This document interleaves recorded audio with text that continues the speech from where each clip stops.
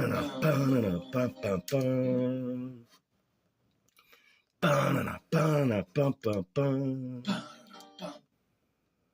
not coming up, guys. Let's see. Welcome. It's always a rough start to the show, guys. I think, God, am I tired? Went to work today. Let's see. Come on, channel.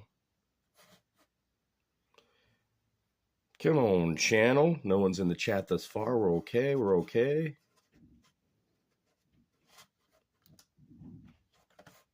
Okay, guys. We are still. And still. Will it be and still? Welcome out. Why is it not coming up? Interesting, guys. Interesting. Welcome, bow betters. Welcome, bow betters. Well, we had a profitable week. Welcome, bow betters. No one's in the chat. I don't know if I have sound right now, so I'm trying to figure out, guys.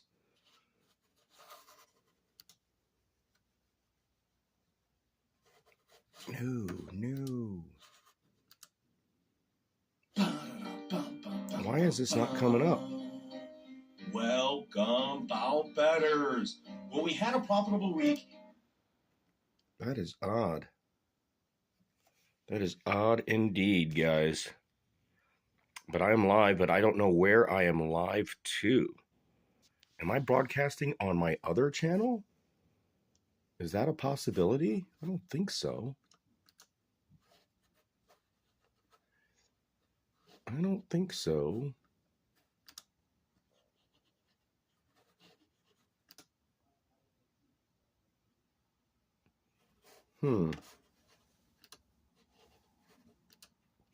Where am I broadcasting to, if not to my channel?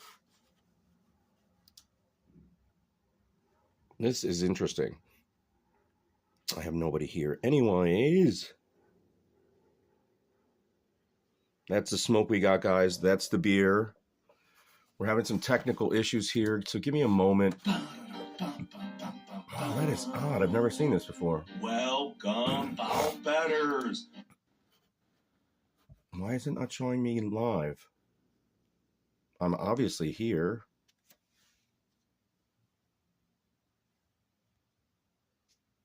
Where am I streaming to? That is odd. That is odd indeed. Am I streaming to my other channel? Give me a moment here, guys. This is going to be not good.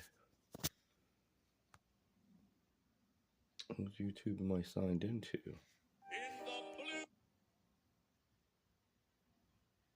No, I'm signed into my YouTube.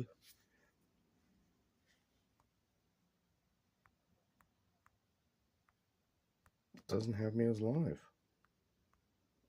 That is some awkward fucking shit, man. That is odd as hell. Well, you know, the phone, it is a phone.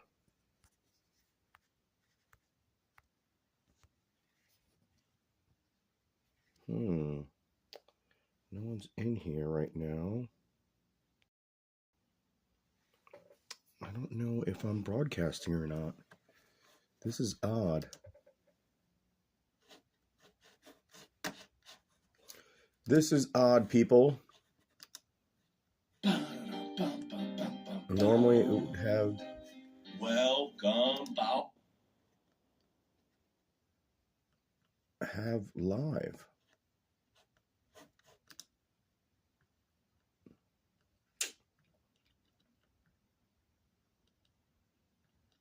Wow, interesting. Interesting, guys. I don't know. I don't know what to do here. Stop. I'm gonna welcome bow betters. Maybe that's what did it. Did I fix this? Did I fix this? Welcome bow betters. Yeah, there we go. There we go. There was some kind of technical. All right, we got sound. Yeah, there we go. Sweet, sweet. Welcome, bow betters. Well, I am very tired, guys, but got home from work and decided, hey, might as well have a cigar. What else are you going to do? It is supposedly your day off. You didn't take the day off. You worked, so I didn't get anything in terms of a very super special or limited beer here. As of last week, I think I mentioned this J.C. Newman Cigar Company cigar, this Perla del Mar Maduro. It's a 6x60-inch Maduro.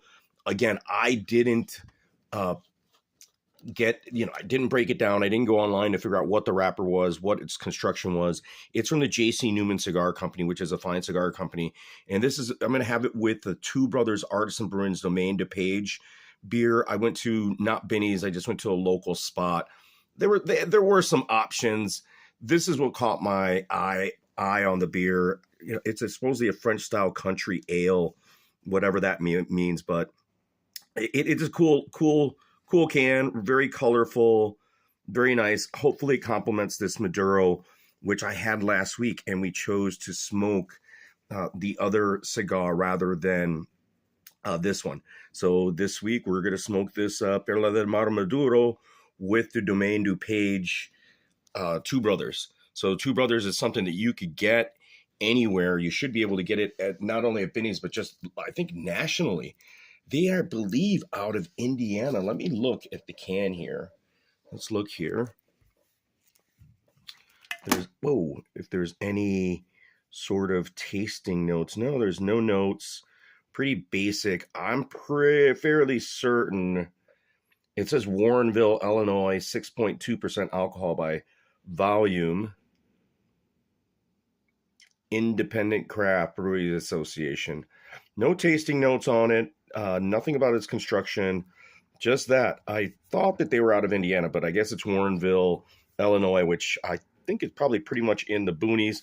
Watch check.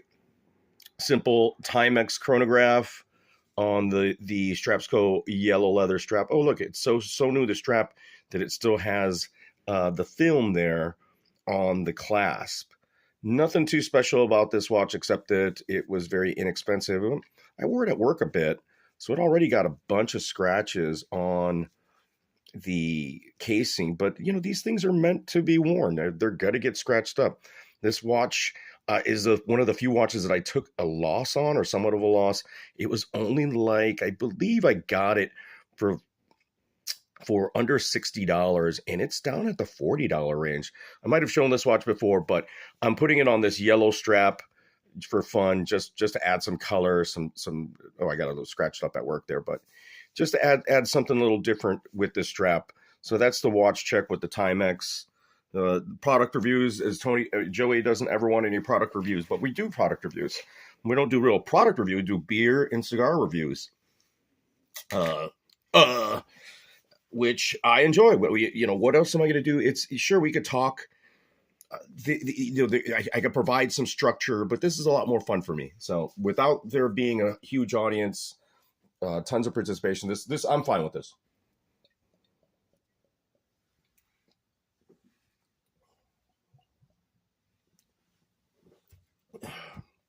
And again, it has that box there that it's messing me up there, but that's all right. I wonder.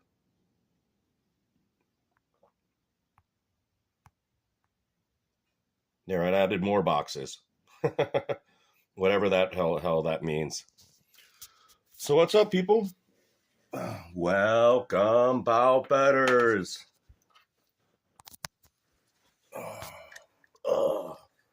Real tired. Waking up at 3:30 this morning to get to work. Made it in, which was sweet. Made it in. Plenty of time.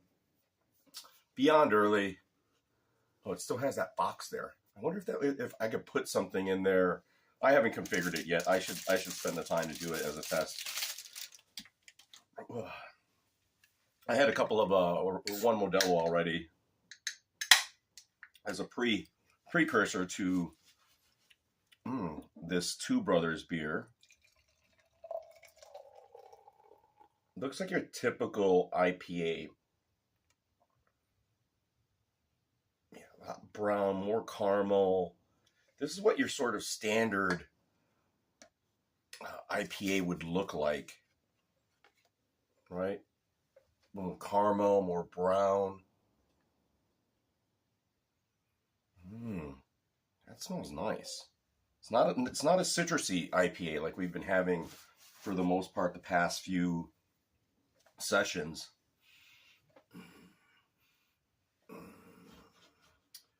Notice, guys, I will indeed be at UFC Kansas City. I'm trying to get there on Friday. I might actually end up being there on Saturday, but for sure, I'm going to be in the nosebleeds. We are going to go out afterwards. I'm going to try not to drink too much at the event. Try not to get too fucked up. Just try to keep it simple, simple as much as possible, so that we can go out and have some barbecue or some steak. Go to a steakhouse. I know that Kansas City has, of course, fantastic barbecue, but they also have fantastic steak.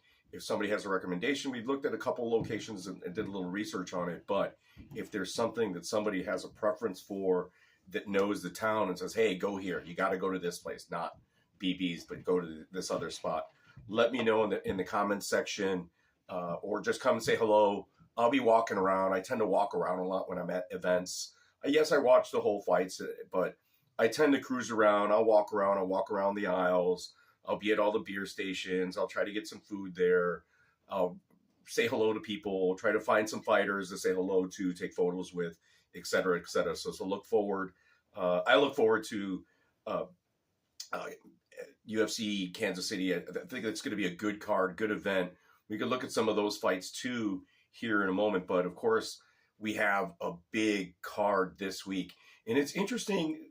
I mean, this is a better card, but next week's card is not bad. I mean, next week's card has really, ooh, they don't have upcoming here. Come on, upcoming. Yeah, Holloway and Allen. Edwin Barbosa versus Billy Quarantillo. Dustin Jacoby is on this card.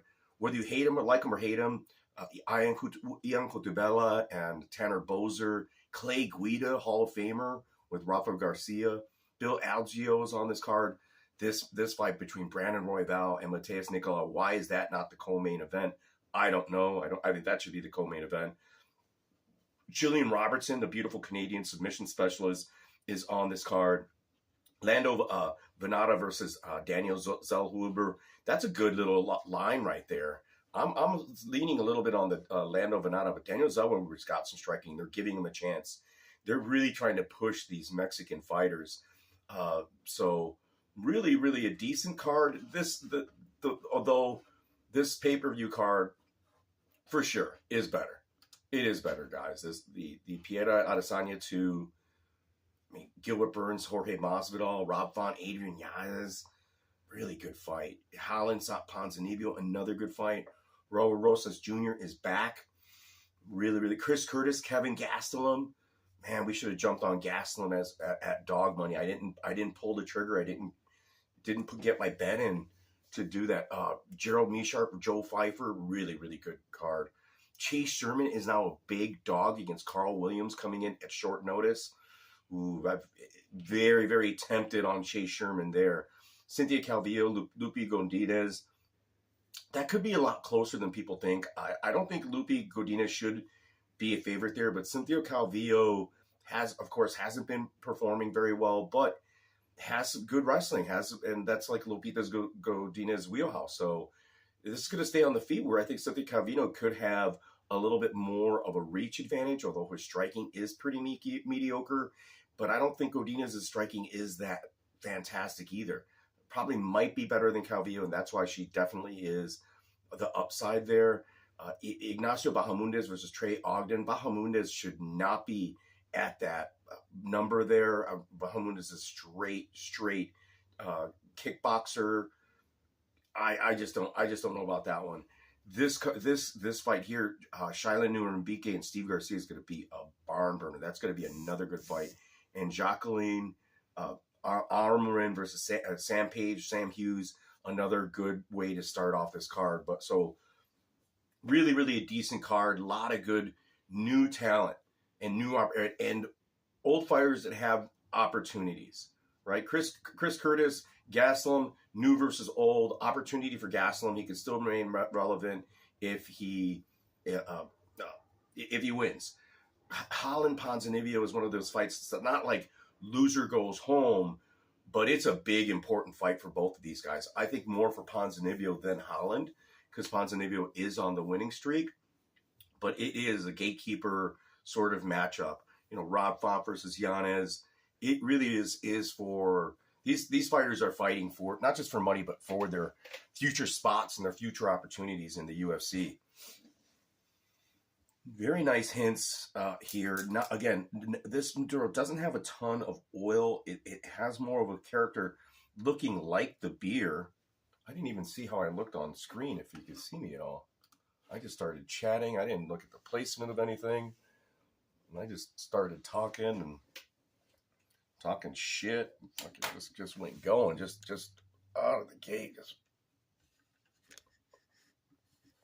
damn, I look old. I look old. Am I cut off? Did I just raise that to cut myself off again? Let's see, I did. Let me do this. Boom. That better?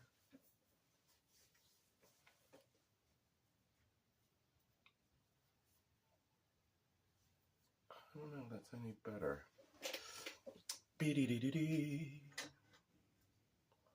Nah, it's all right. It's all right, guys. How's everyone doing? Nobody's in the chat right now.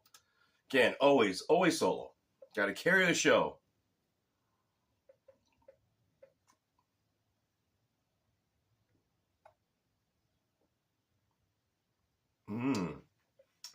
Nice. Wow, that is interesting.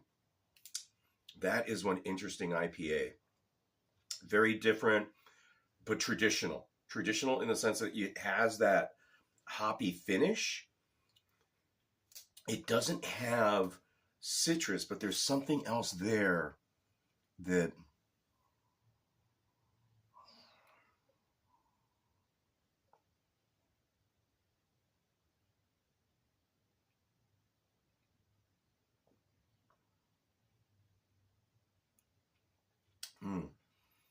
it's a little hint of fruit, but light, more of a wine character to it. It has a little subtle sweetness that I can't figure out, but it's good. I like this IPA. Two Brothers makes fantastic stuff. This is their Domaine Dupage French style country ale. Very drinkable. Reminds me of California. Reminds me of wine country.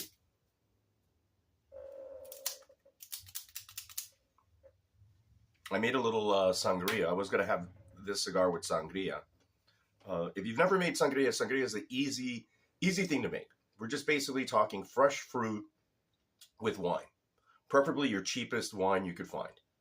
Gallo, Carlo and Rossi, the big jug wine.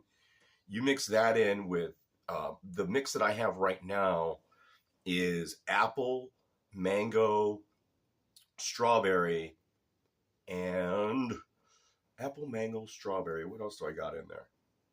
That might be it. Mango and strawberry. Yeah, with a little hint of lime. What it's missing, what I love in my sangria is, besides lime, is orange or tangerine, as well as even peaches or nectarine. Nectarine is so good with the orange in that combination. But I had some fruit that I chopped up earlier last week. I chopped it up. I made a little fruit cocktail and never finished it. So it was sitting around for like a week, and it could have gone bad, but not necessarily. It doesn't go bad. What I do in that instance is I usually use that for a smoothie. I would take that older fruit that I left in a cup that's already been chopped up, put it into a smoothie, and or like make some sangria. Buy a little cheap thing of wine, small half bottle or even a full bottle of like Carlos and Rossi, as I mentioned, Gallo. I prefer myself Pinots as well, or a Shiraz as well as a Merlot work fantastic. I don't like the heavier wines like a Cabernet for that. I really like something that's light. So even a Zinfandel would work, or even a rosé, almost a rosé, like a white rosé. You can make a rosé, uh, rosé type sangria, and all it really is wine with fruit. That's all we're talking about, people. It's not like rocket science, and it comes out really good. It's yummy. The fruit's there. The complexity of the wine, it smooths out the cheap wine, so you don't taste as much of the harsh alcohol, because the fruit really just adds a lot more dimensions to the wine, and it's just fun to drink. So I just mix that up, throw it in a mason jar, close the mason jar. You could have a big mason jar or a small one. I put it in 2 small jars, and I was going to look how long sangria keeps. It's good to let it at least sit for a few hours before you drink it, if not even overnight, preferably. 48 hours is great. Like 2 nights is fantastic. I think it's good for a long time. Once you put in those like the ball mason jars, you close that thing up, it should keep for quite some time. It should. If somebody knows something different, let me know. But those are like sealed fairly well, so not a lot of air gets in them, and has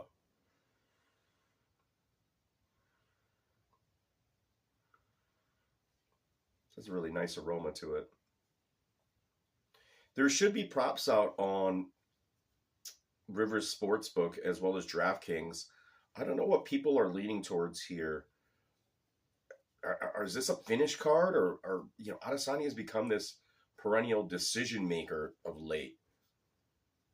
Even though Pieta finished him, that card looked as though it was going to be a Adesanya decision, which he has done, I believe, the last 3 or 4 fights, if not 4. Cannonier, Whitaker.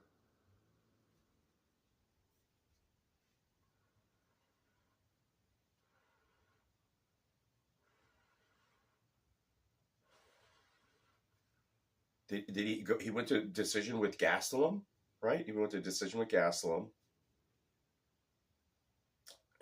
He finished Borrachina. But Whitaker twice was a decision, right? That were a decision, went to the distance. So do people see that? I mean, Pieta's a finisher, but how does this fight end differently? That's the question. I think it could end sooner for either fighter, because we've all seen it after round 1, or was it round 2? Adesanya had him stung. Pieta was saved by the bell. So is that something that is going to occur again? Is Adesanya going to be, hey, I need to stop losing distance to this guy and use his movement to my advantage to counterstrike him with his power?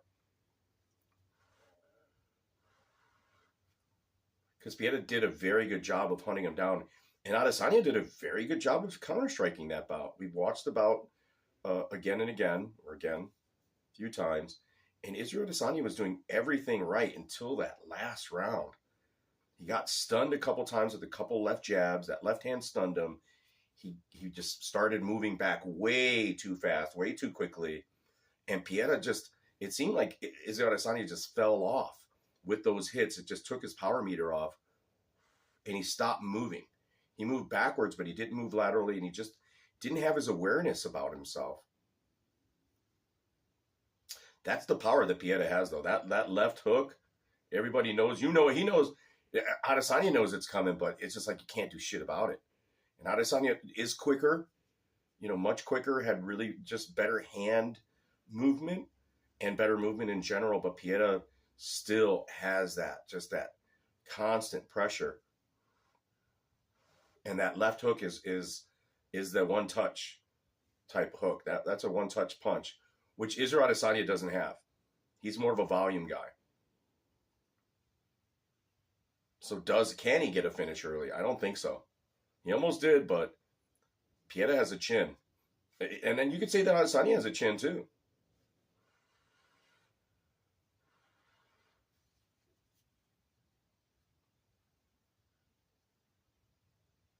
Mm-hmm.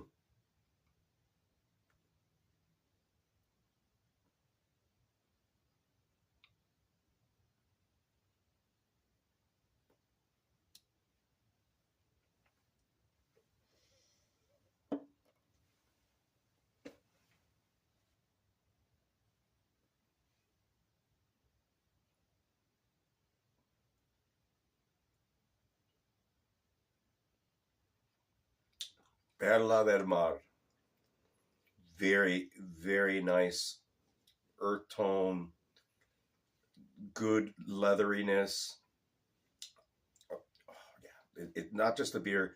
Man, this is a good little Maduro. Again, another Maduro that doesn't have the oils and that chocolatiness that I normally anticipate in a Maduro, but still a good complex cigar.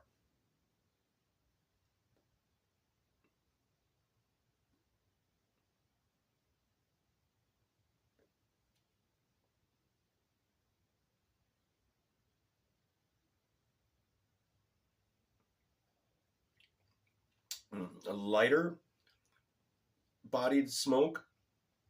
I would have expected to be, but because of the color, I wouldn't have expected to be that much heavier. I prefer a little heavier. It has a nice toastiness to it.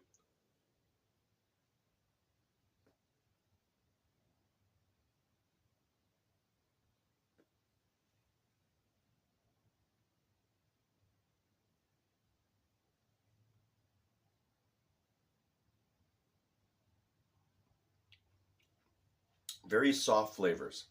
Very soft notes on this cigar. Very unobtrusive, unoffensive.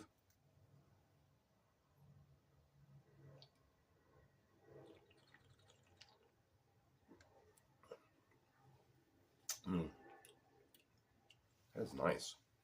The pair well.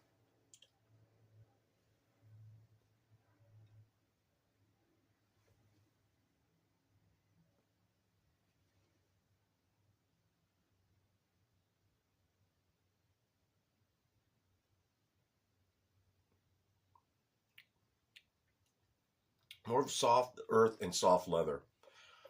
Not as a lot of oils, not a lot of chocolatiness, not a lot of full flavor. It's more of a soft flavor. All the notes on it are a little more subtle. It's not a bad cigar. It's just something I still when I have most Maduros, and I knew this one was going to be a little different. But most of my Maduros, I want that heavy oil. I want that chocolatiness. I want that full-bodied smoke. I knew this wasn't going to be it. I got it because of the name and the band.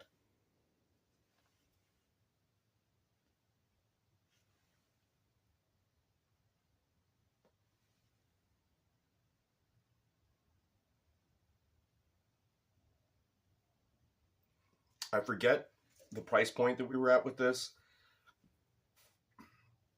I'm wanting to say it was $7. That we're at the $7 price point.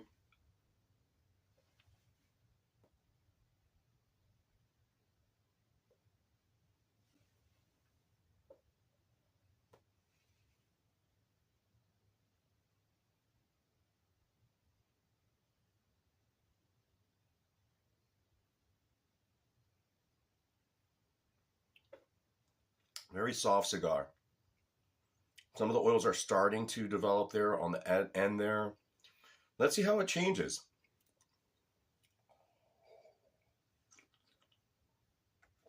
If I seem a little low energy, it's because I was up at 3:15 in the morning. Worked a full shift. I rested my eyes a little bit, but I didn't really get a lot of sleep or rest. For the money, guys, do you think this card is worth the pay-per-view with one title only? I think so. I think that the Gilbert Burns Jorge Masvidal match is a star-packed match. I like Gilbert Burns. I like him as a fighter. I think he carries himself well. And Jorge Masvidal, I think, has done more to sell this matchup. He's got that promotion, his promotional chops. He's got his game bred own business on the side, which I think could be hurting his career to an extent. But he also has to realize, and we've discussed this before, he has the biggest opportunity here of his life other than the championship. He is fighting for, both these guys are fighting for a chance to become, getting in the next title shot. And maybe even trumping or getting over Colby Covington. No pun intended there.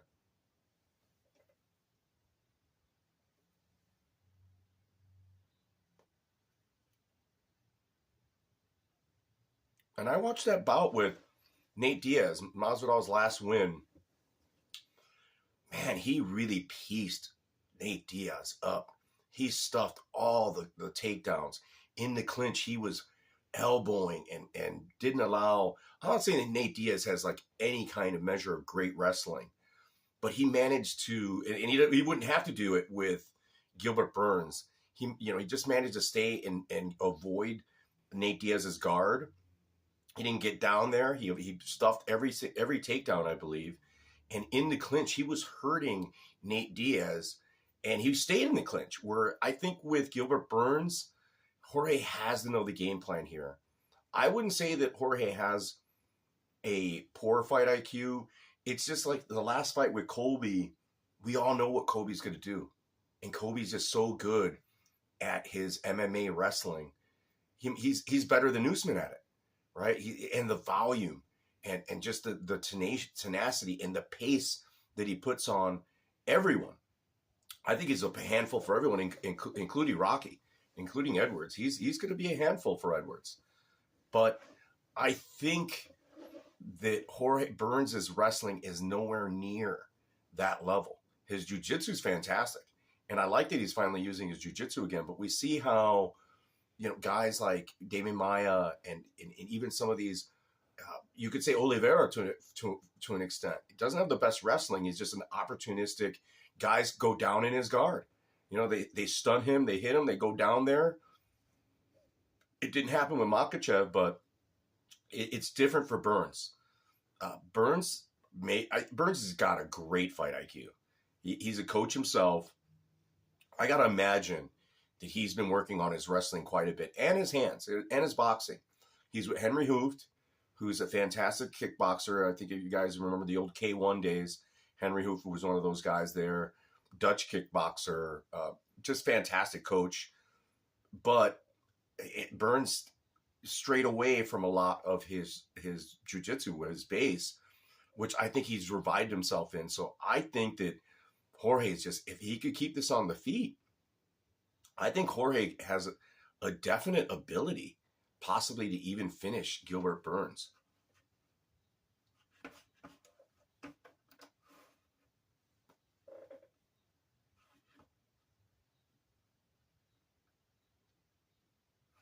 Bahamondes, I think, is going to open, according to the Rivers, Bahamondes is going to open up the card. I think that's horrible. I think that they should have had the ladies open it up. Calvillo Godinez should be like the first fight, or even Steve Garcia, or and then they put Sam Hughes someplace. I hope the order that's on Rivers doesn't stick, because that's going to be pretty bad. They have a lot of filler fights here that they can. They got a lot of good fights here on this card where there's a lot of good betting lines on this card, just like next week. Ginny Robertson and Piera Rodriguez as sort of almost even money. Not bad there. Mateus Nicolau is money's coming in on Royval. People are jumping on the Royval. I'm a big Royval, Brandon Royval fan. Even after his last performance, I'm a bigger Piera Nicolau fan. So I think this is Nicolau all day. So at minus 165, do you cover it? Man, just tough there. Barbosa. That's right.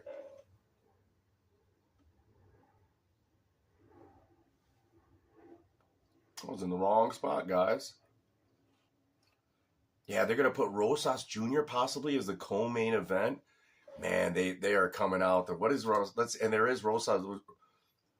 Sorry to jump around so much, guys, but that's okay. We're keep you interested here.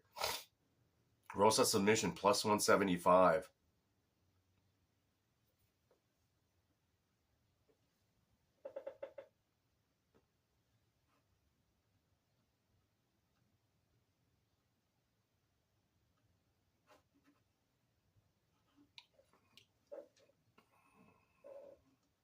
Trying to look at what. Oh yeah, there it is.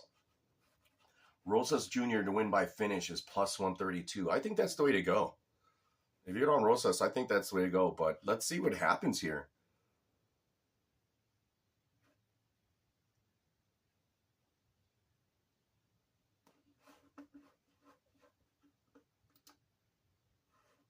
We have to be realistic about Rosas Jr.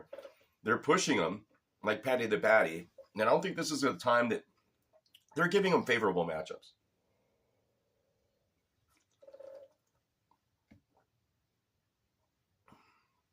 Man, very drinkable IPA. Nice texture. Not, as I say, traditional, meaning not a lot of fruit.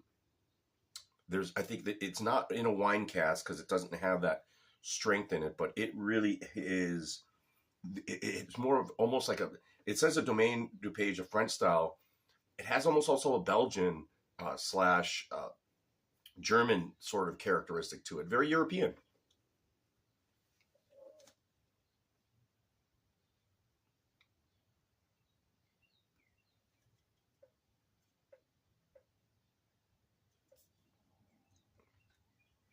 Very drinkable, not strong. The hops aren't super pungent. It's not knocking you off. There's a subtle caramel, subtle sweetness there with it.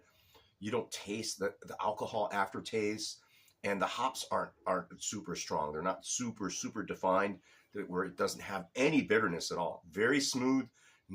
It's creamy in a different way. Not the foamy creaminess that you would get like in. It's just a subtle cream, almost like a light milk chocolate rather than like a milk chocolate.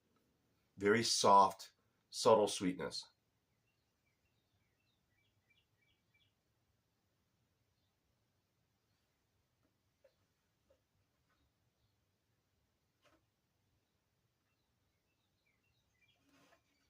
So we're talking about Burns and Masvidal, and I'm not big on. I'm not going to go big on this bet, but I am going to take Masvidal on that money line.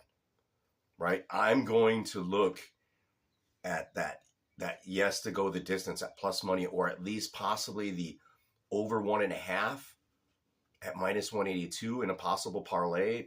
It's risky. I don't see this finishing quickly. It's in Burns' advantage that it finishes quickly. But I think that, unfortunately for Masvidal, the finish for Burns can come at any time, because I think his upside is Burns' submission side.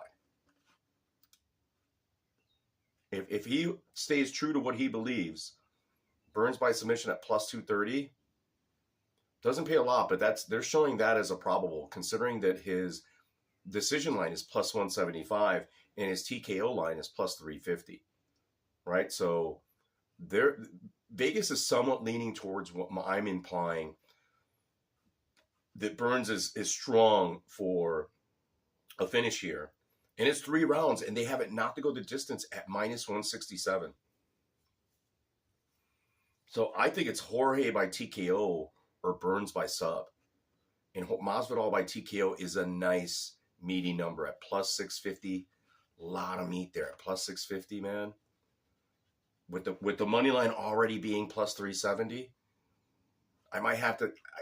I just don't want to waste money. I'm going to Missouri. We're going to Kansas City.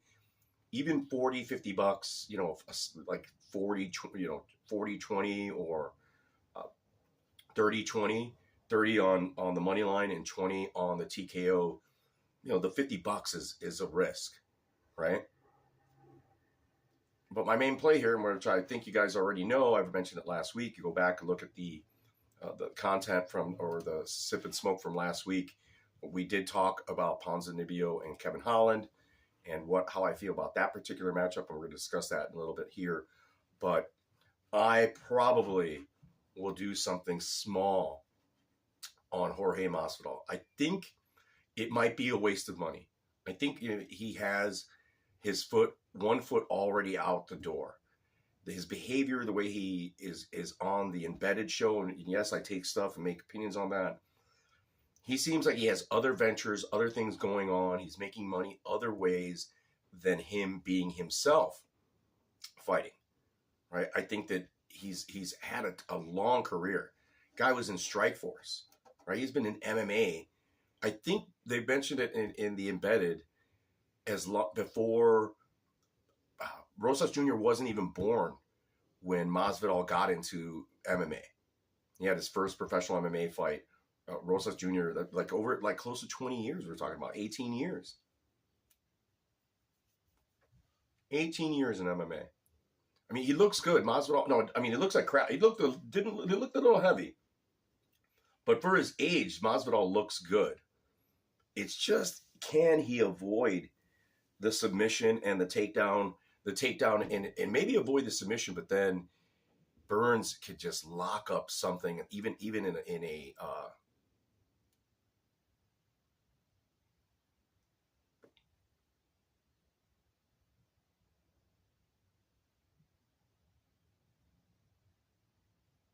that lockdown position, possibly, or in an area where he's not getting submitted, but he's struggling to get up, and he's losing way too much time and losing rounds because Burns can possibly hold him down.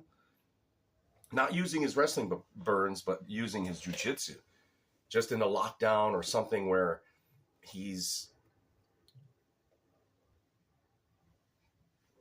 in half guard and just dominating that position and dominating the fights on the grappling side.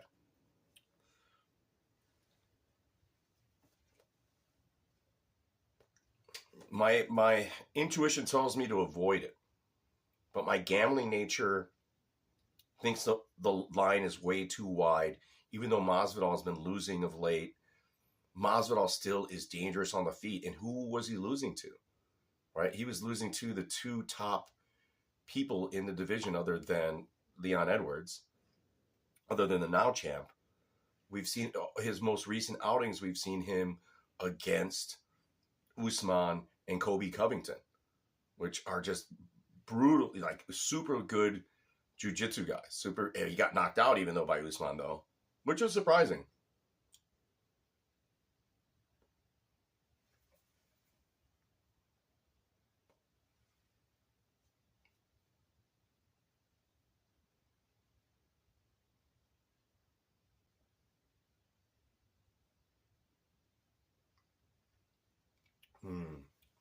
Trying to figure out that finish there.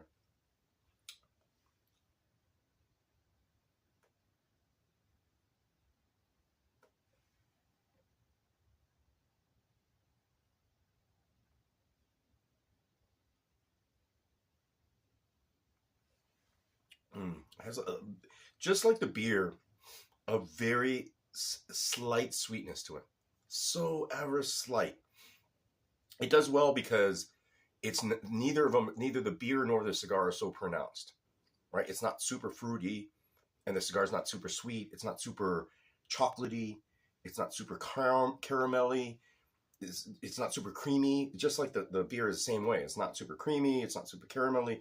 They share similar characteristics, and that's good. It's actually, they're going together well. It's just not what I wanted or expected. But that's the case when you're blind tasting. I have to go. I'm going to get a Maduro. I hope to find a Maduro, and I'm going to look, and I'll bring a Maduro, or I'll have a show with Maduro with the Maduro characteristics that are more typical. I think this is an atypical Maduro, just as I don't think this isn't necessarily an atypical beer, but how should I say? The beer is different. And for the cigar as, yeah, so they somewhat are atypical for my palate and for my taste.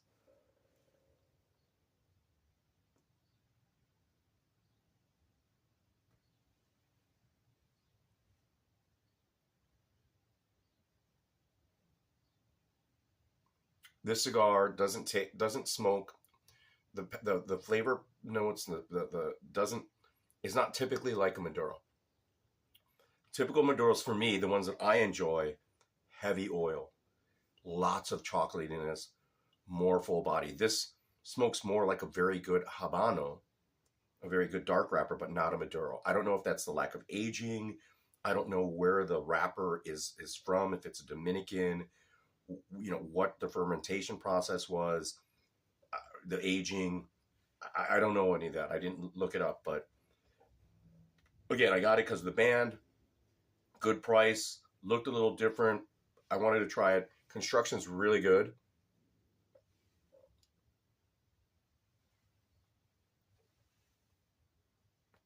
But in this bout between Masvidal and Gilbert Burns, I think there's some good, other than the Burns money line, there's some good, Burns by decision plus 175. That's what, it's odd the way they're making these lines. It's very, very odd.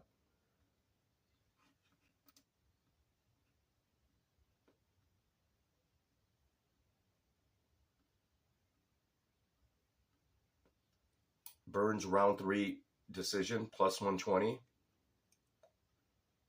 Masvidal round 3 decision plus 750. All the upside, all the meat is on Masvidal. And if I'm going to bet this fight, I gotta take a stat. I gotta roll the dice. Like there's the better meat for the value that I'm willing to risk is on Masvidal.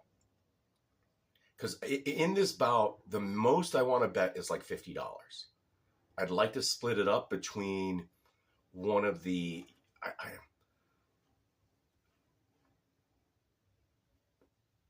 like the round props in a parlay, possibly like that over 1.5, or just straight Jorge Masvidal money line, and then Jorge TKO, like a 30-20 split, 30 on the money line, and then 20 on the TKO. It's a gamble, guys, but I'm tempted. I'm not going to. Didn't want to ash there, but it ashed when I put it down. Got to go get another beer, but I'm tempted by it. I don't know if I'm there. I think my biggest mistake is, and I mentioned weeks ago to you guys, and we talked about it, is not getting Kevin Gastelum that dog money. He was at huge dog money against Chris Curtis. I think was he as high as plus 200 or more? Like Chris Curtis was a huge favorite, and it completely flipped, completely swung around.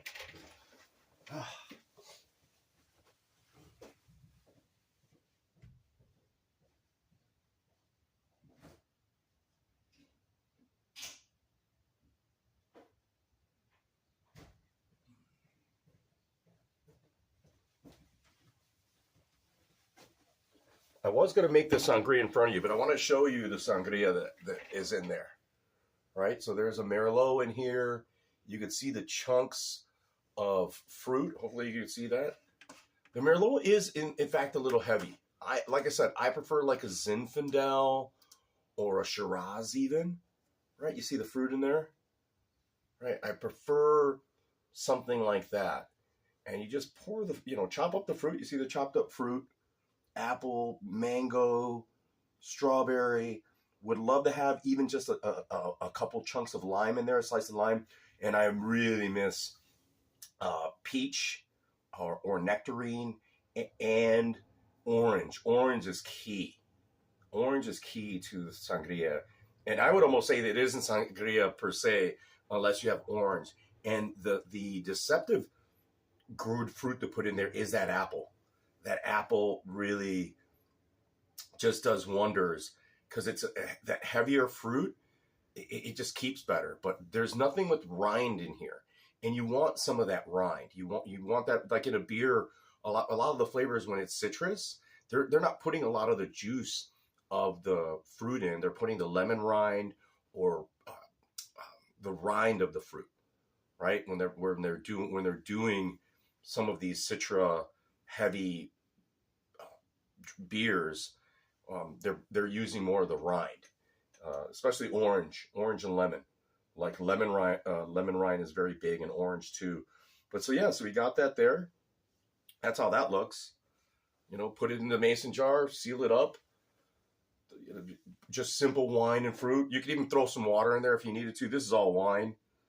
And again, it's a Merlot, mason jar, nice and tight.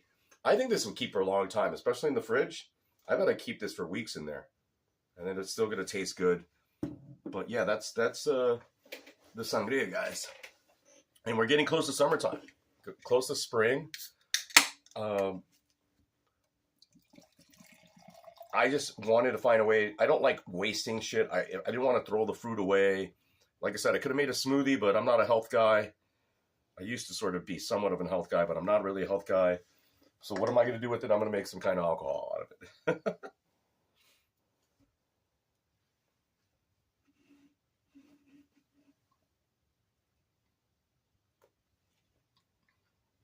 I could have done the same thing with vodka. I could have taken that same fruit, gotten some vodka, and did the same thing.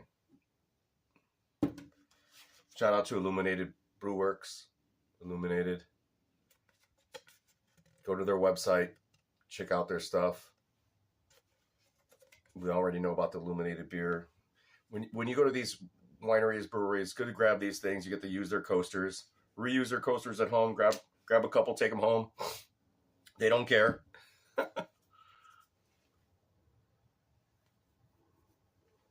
Hopefully they have some coasters.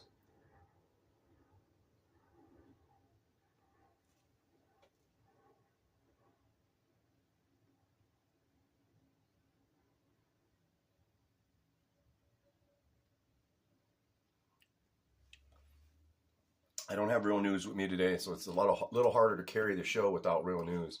My partner in chat, Real News MMA. Shout out to Real News MMA.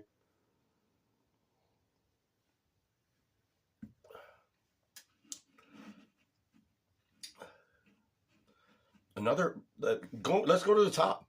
We went to the top. Why did I not jump on Alex Pieta when he was a bigger dog? From watching, again, it's just watching stuff and skill. Pieta seems like he's still developing in MMA. And if he's already beat, yes, he was losing that fight. But I think he can make adjustments. He seems to be training. The thing I don't like about Adesanya is that he's doing the same things. Right? You're doing the same things. What is it? The insanity is doing the same thing and expecting a different outcome. I think Pieta's getting out of the box. He's training with really good people.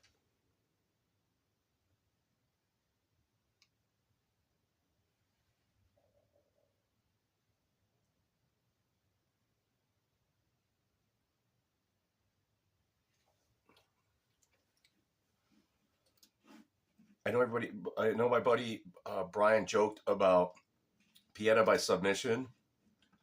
Just to joke around.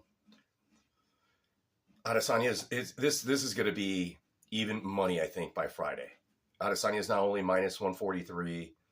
I think grabbing Pieta at the bigger dog money was the call. It's still not a bad play. Vegas is making a ton. There's a ton. I would love to, again, I've always mentioned this.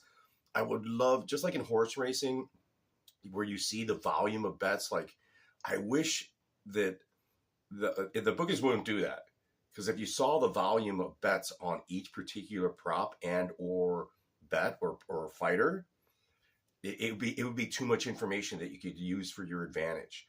I don't Tapology. I don't go and look at 80% of the people on Tapology say it's going to be this, or 60% is going to pick a decision. Not a good betting strategy. But if we were looking at DraftKings or MGM and they were giving us that data that said, oh shit, because they know that data. and they use that data to reset their lines, right? So that data is key. I always have said I really wish that we had access to that data, because it would definitely put me over the top on one side or another. It would actually I would have better information on what I would want to do. And of course, they don't want that. They don't want to give us that information. But if you ever go to horse racing, horse track, you will see how many people bet the trifecta and what horses were part of it. How many people were betting this horse to win. Like they would post, basically clarify or be transparent with what the betting is happening, what we're doing as customers, as gamblers, would be posted onto a board. And then it certainly helps more when you're building those parlays and or in horse racing, the trifectas, the various other lines. I think this is a card where I have to be careful, because I'm just need to manage my money, because I'm going on the trip.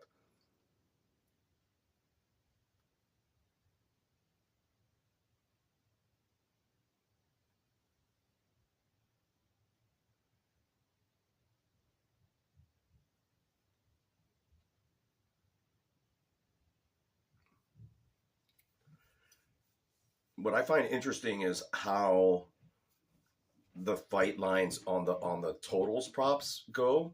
Under 1.5 is plus 300. Under 2.5 is plus 170. Under 3.5 is plus 114, and under 4.5 is minus 122. All these fights that these guys have gone over that. I believe that over 2.5 mark, right? So the over 2.5. That's why Vegas has that at minus 235, right? That seems like a logical, good spot for a parlay piece, that over 2.5.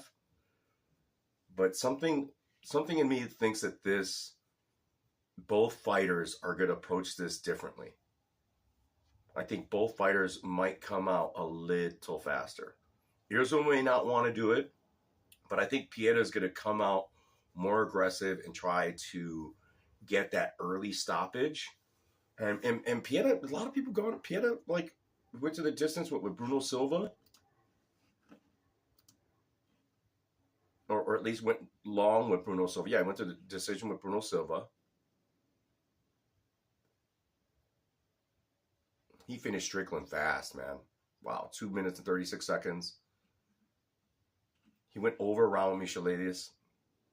It's really tough to gauge Potan in those distances.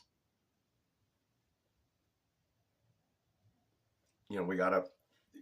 I'm in favor of chasing the plus money as always, but that could be detrimental. I need to get out of that mindset, right? Like the not to go the distance might be at minus 143, might be the better time prop or distance prop.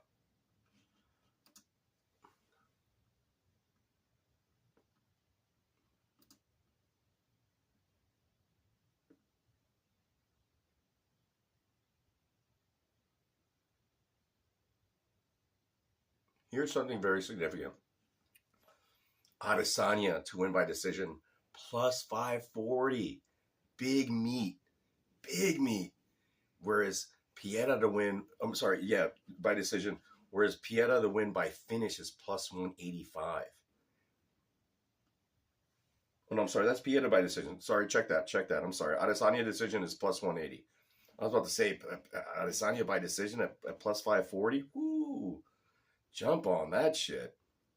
If you're on the fan, because I think that is, I think this one's gonna be a finish by either guy. I think Izzy cannot point. He's got to, if he tries to point fight again and just go for that decision that he's been doing of late, he's gonna get knocked out again. He's got to change what he's trying to do. He's got to point fight, or at least do what he does a lot, that cat pawing. He's got to counter strike like he did to Borrachinha. He's got to finish him. He's got to counter him to finish him, not for a decision, not to last.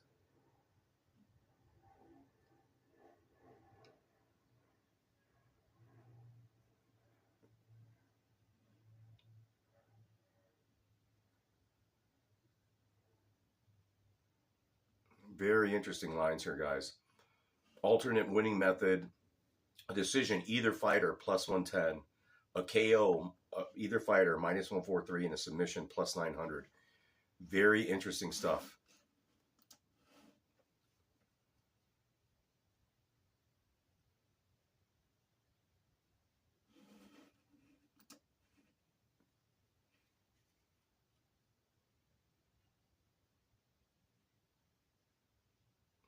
You know, Adesanya did a very good job of distance management last time. Very good job of movement last time. Almost dominating the fight to an extent. But he was always, what he is reactive. Always moving away, always reactive. I think if Pieta stuffs him, if he doesn't, if he could cut off the cage, which is hard to do, if he makes subtle adjustments and gets that left going sooner rather than later in the latter rounds, Pieta could take this easily sooner, but most of their fights don't happen that way. Adesanya is just so elusive, so good at his counter-striking, so good at his movement. He's just so hard to really tag off on.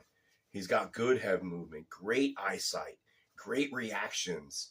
Like everything that Adesanya does is really, really good.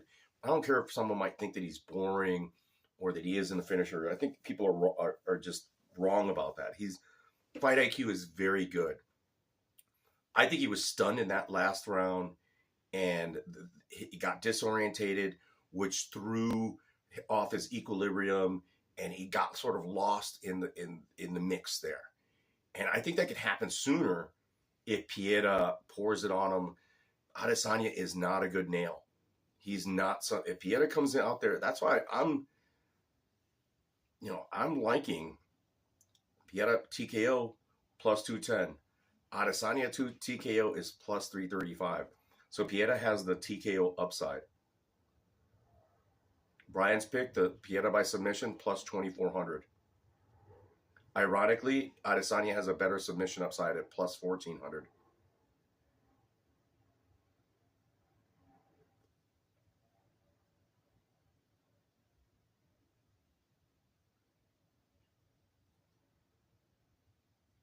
Pieta by decision, plus 540. And him by finish is plus 185. Adesanya by decision, plus 180. Man, this is... It's like splitting hairs with the odds here, guys. I wish I had more participation, like trying to find out what people are doing.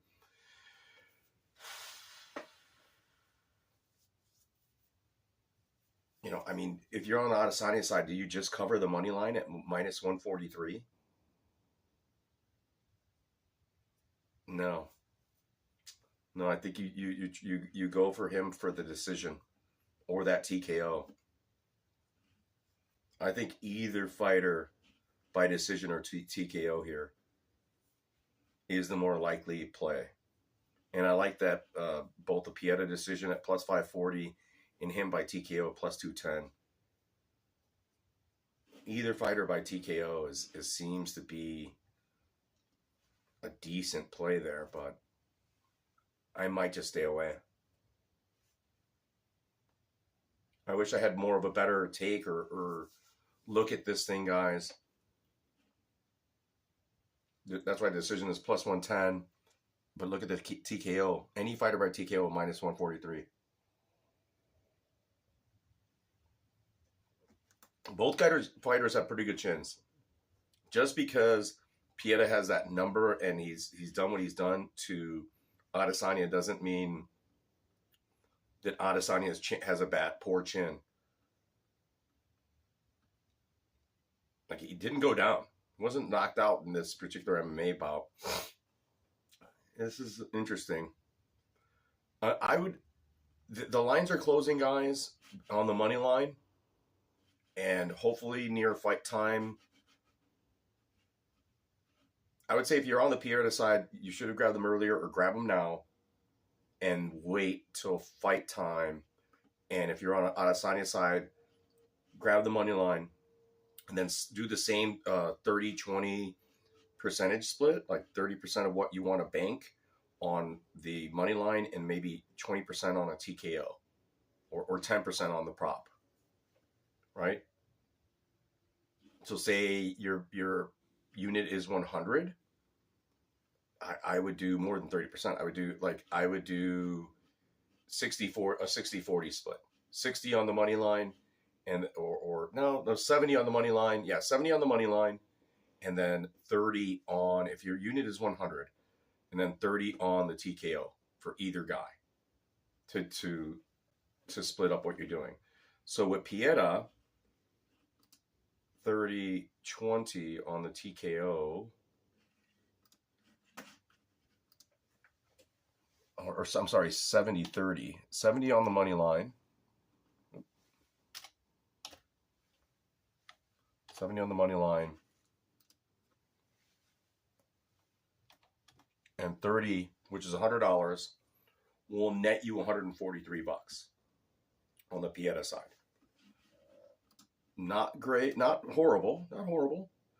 And Adesanya currently, which I think this number is going to change, and the Adesanya is going to pay, that TKO is going to pay a lot better.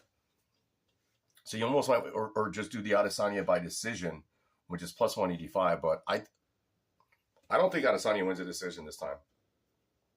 I don't think he wins a decision. I mean, one of their bouts went to a decision, correct? One of the kickboxing matches went to a decision. I think this is going to play out different. I'm expecting a finish here. I think that not to go the distance here at minus 143. That's why Vegas is sort of leaning with me, not strongly, but they are leaning with me. So 70 on Adesanya on the money line with 30 on him by TKO, which is a good number. $100 nets you $149. Not a big difference there. You're closer to what you're almost an even money, or not necessarily even money, but you're better off doing that.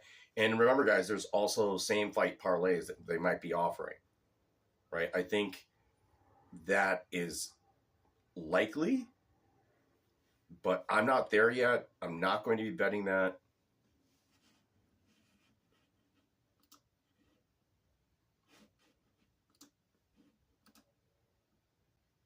But I am stronger on the Pieta side. I think 3 times already defeating him, twice in kickboxing, once in MMA.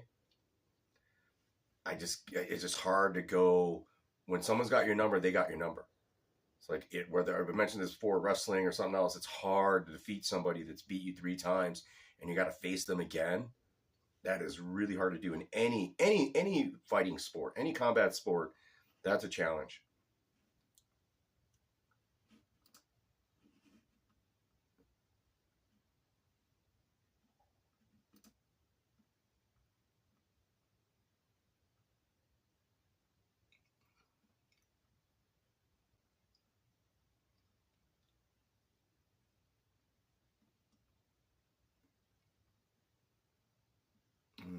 All right.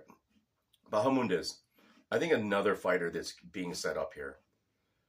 I don't like everyone's parlaying Bahamundes. He should not be minus 335, and neither should Rosas Jr. be minus 235. But if you're going to parlay any 2 fighters that the UFC, you're getting close to even money there.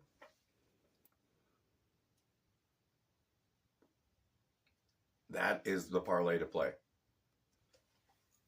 We are going to have a Latin American card very soon. The UFC seems to be with the 3 Mexican champions right now. You add Bahamundes, who trains, even though he's from Peru, has a large history in Mexico. Raul Jr. in Mexico. Even though Dana could wait to make that Mexican card, they need these types of fighters to build a huge Mexican card. They put Bahamundes, Raul Rosas Jr. with 2 of the champs in Mexico City or any place in Mexico. I am telling you, it might shatter. They could put it in Mexico City. It will break the UFC record in attendance. It will fill the Mexican Coliseum. And that's an advantage to the UFC knows that that's a possibility. It's in their interest, even though Joe mentioned that Dana is waiting until the PI has been built. He doesn't need to. If he could fill that stadium or go to Texas Stadium with the Mexicans, those people didn't think of that. Go to Texas Stadium, heavy Mexican card in Texas, which used to be Mexico. If you got to know that history lesson.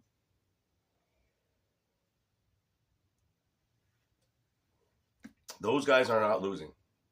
Even though Bahamundes, Trey Ogden though could definitely play a spoiler. I do not like that line with the Bahamundes. It's because we're all putting Bahamundes as an anchor in our parlay. And Rosas Jr., if you're going to do it, let's do it now. Minus 118, you're close to plus money.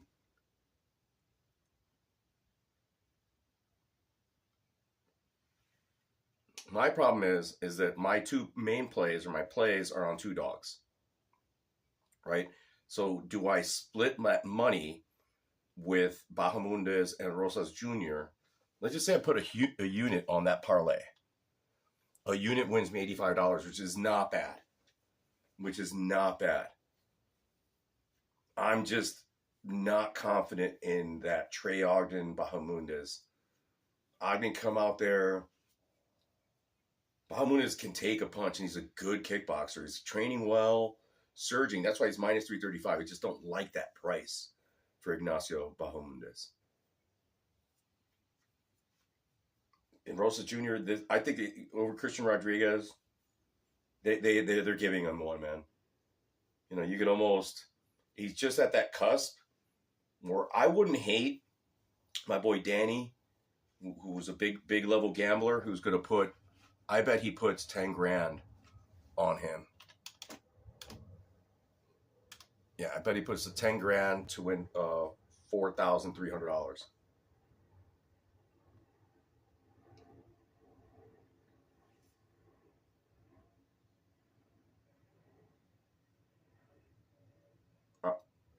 I know Danny's going to do that kind of a bet. They're not letting Rosas Jr. lose this early in his career. No way they're matching up with somebody with. It's a young guy versus somebody with like mediocre MMA. It's a rising star versus a nobody. Not necessarily but somebody that they're like, hey, we need you. We're giving you a favorable matchup. We think that there isn't fight fixing. Yes, there isn't fight fixing, but there's matchmaking. And this is a very, very favorable fight for Rosas Jr. Let me go get another beer, guys. I got to almost slow down. I'm tired.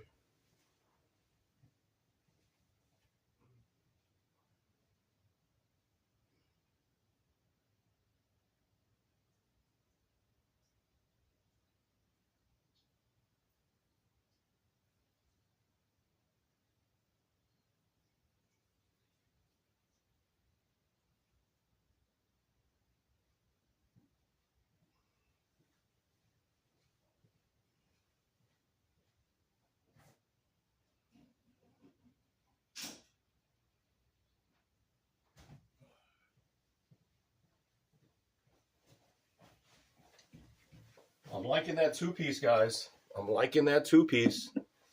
That might be my play. And maybe I make that rather than my dog play, but maybe not. You know, I'm going to talk. Let's go down and talk a little bit more about what other. I like a lot of dogs here. I mentioned it last week. We're going the opposite way, right? So we've already covered the main. We've talked about Gilbert Burns. Oh, we didn't talk of. Yeah, we're going the opposite way. Ponzinibbio, Kevin Holland. Man, Ponzinibbio scared the shit out of me last time. But I'm on the Ponzinibbio side, and would have liked to have gotten it earlier. I'm seriously considering hammering Ponzinibbio at that plus 205 mark. And that's why even that parlay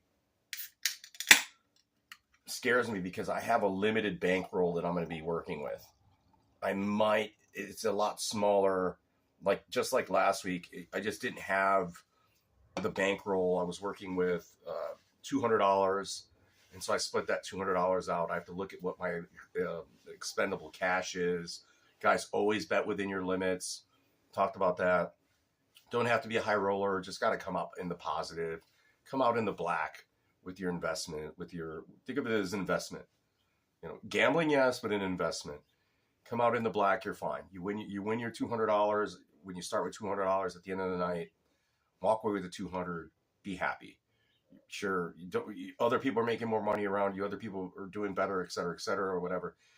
Do it within what your respective price and money to gamble with. Same with the watches, right? Can I have bought my watch collection is like close to $2,000 with all the bands, et cetera. Could I bought like a older Rolex, Omega, something different that's more prestigious, et cetera, et cetera?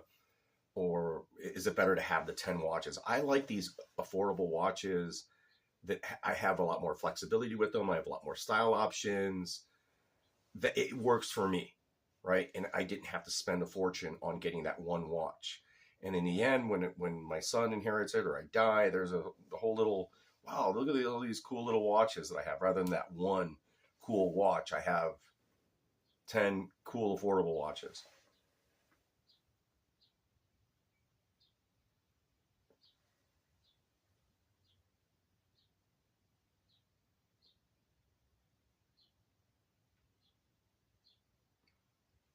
That I'm no longer all using at work, including the Paganini Design $79 watch, because there's no crown guard. And here, let me show you.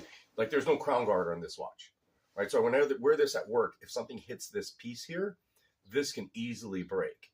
And it's not worth. Watch repair is so expensive, guys, that if this watch breaks, it's not worth the repair. The guy will charge me. I could try to do it myself, but they'll charge me more than the value of the watch for the repair, right? So if this breaks, if this crown breaks here, just to replace the crown, take it off, replace it, if I don't do it myself, will cost more than what the watch costs. Because the watch repair people are like your car salesman. They're like your plumber, your painters, or like your mechanic. Your mechanic charges a base of $70 upwards to $120 an hour. And that's what a watchmaker is going to charge you as well for the base. Oh, I could tell this is not a sapphire crystal. This is like that, not plastic, but this is that really cheap. It's like a plastic. It's not a sapphire crystal. We want sapphire crystal on our watches. But yeah, if something goes wrong with this watch, it's done. I'm not going to repair it, right? It's not worth it.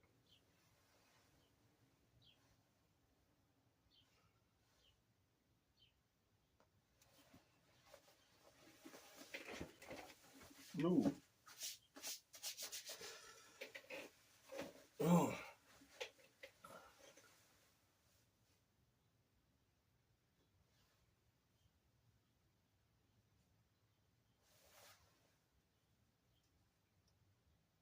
Again, don't fight the band, guys. If it's not hot enough to remove the band, don't remove the band, right? Let the heat do the work.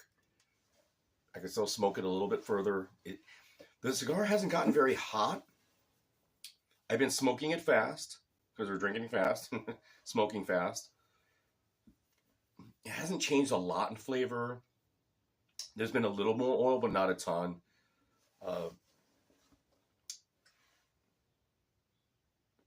Not a bad smoke, but it's like a strong 7. It's not fantastic. It's not bad. It just doesn't have the refined, definitive characteristics that I want in a smoke. Nothing blows me off the top. Nothing's bad about it, but it's just not there. It's not. We can't give it a good rating. We got to give it like a 7, 6.5, 7. And the beer in the same boat, 7.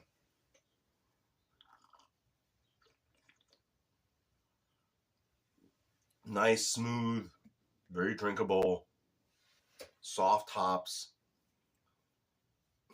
Very, very similar in style, both the cigar and the beer, in terms of what I think they are.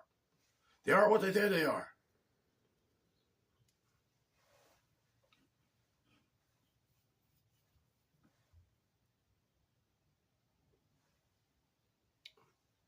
But I'm on Ponzi because what people don't realize, Ponzi's got great takedown defense. Ponzi, of late hasn't looked great, but I think he's got more refined skills than Kevin Holland. Kevin Holland has not the best fight IQ, fights with his hands down. Ponzinibbio could hit him. I think Ponzinibbio has the finishing upside. I think Joey disagrees with me. Holland by TKO plus 220. Ponzinibbio by TKO plus 500. This is one of those other fights where if I were on Ponzinibbio, I got to do that. Again, I just am not working with the bankroll right now. I'm saving money, got things going on. It'd be nice if I had a better gambling bankroll going on right now, but unfortunately I cannot afford it. And, even like last time, I double up my money. That's great. The extra $200 that I made or whatever just went to live, right? Went back to like spending my beer and cigars and food. Ooh, I'm fighting. See, that's what I mean by fighting it. Don't fight it. We're there. I guess we're there. But when it's peeling like this, that's good that the cigar is not burning hot. That's actually a testament to the cigar. I don't think there was a lot of glue. It's just not burning hot. There we go. But interesting. No, there was a lot of glue. A lot of glue. The big glue spot right there on that band right there. Yeah, a little yellow. So there's a lot of glue on this band, which is a nice band.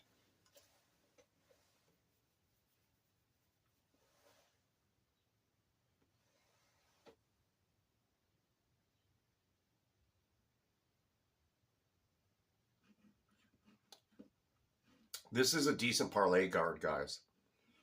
Of dogs, good dogs to parlay. I have to do some kind of like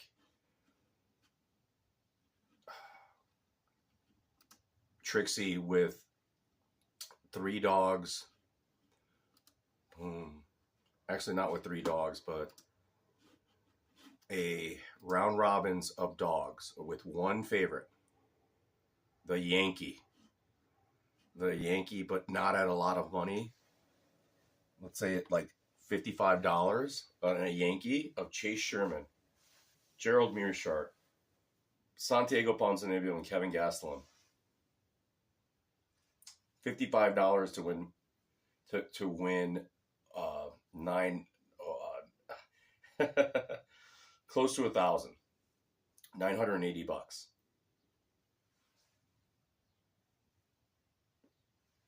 I'm considering that.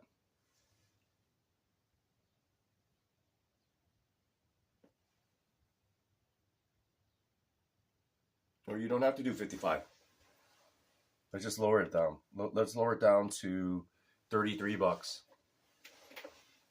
Wins you 616 or 600 or $585. I might have to do that little chase. I might have to chase that kind of crazy parlay of the dogs. Chase Sherman, or to discuss it, Chase Sherman has been training for a fight. Carl Williams is bigger, stronger. Sherman sucks. Carl Williams gasses. Low-level MMA, which is not great, but I hate betting on Sherman. I mean, Chase Sherman, it's a second life in the UFC. Carl Williams is an up-and-comer.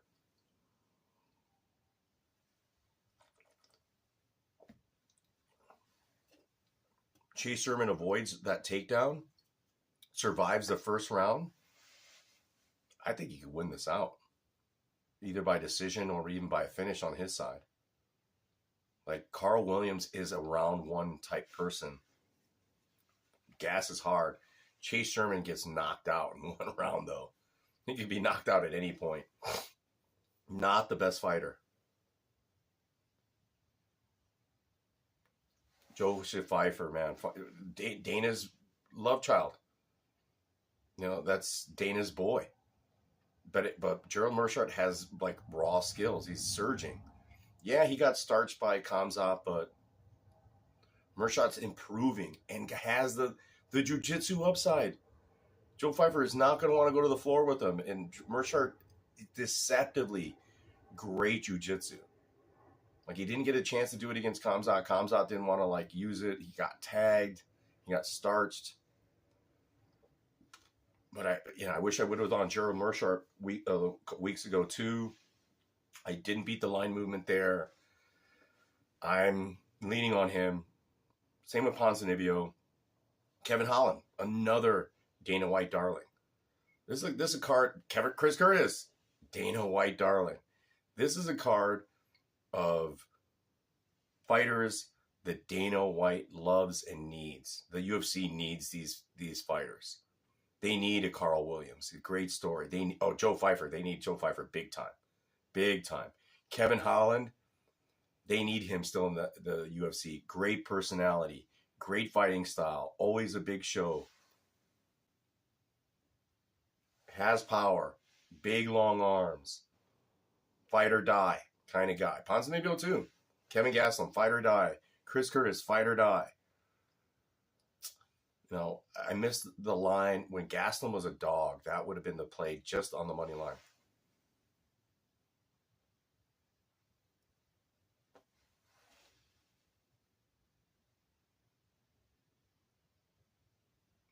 You take Curtis as a dog. I wish we were talking about this or added participation. I never get back, guys. I'm busy. I wish I could get online and put an Insta on what I'm going to do, blah, blah, blah. I'm just not dedicated like that to it. I'll make my plays. I might say something. Unfortunately, I might say something here now and go the other way fight night to try to win my money or just change my mind and went the other way and without telling you guys. And I regret that I do that, but it does happen, right? Like I change my mind. I like feel a certain way or think something differently, or come like fight time weigh-ins, I see something different. So, but right now, I'm loving, and I mentioned this before, those dogs, and even Chase Sherman as a dog plus 350, gotta type, just like that line's way too wide for Carl Williams to come in on short notice. Let's see if Williams even makes weight.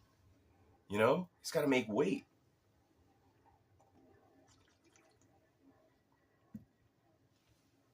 Chase Sherman's been training.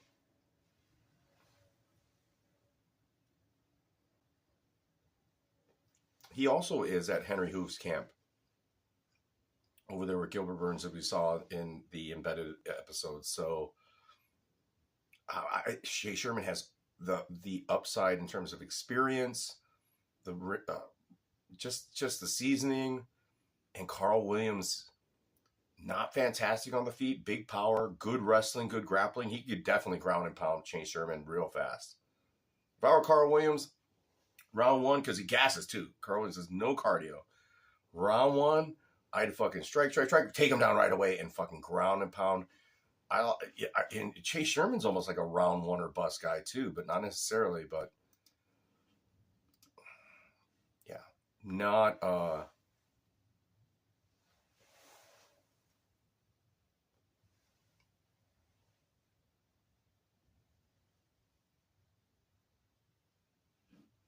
I like the Adrian Yanez.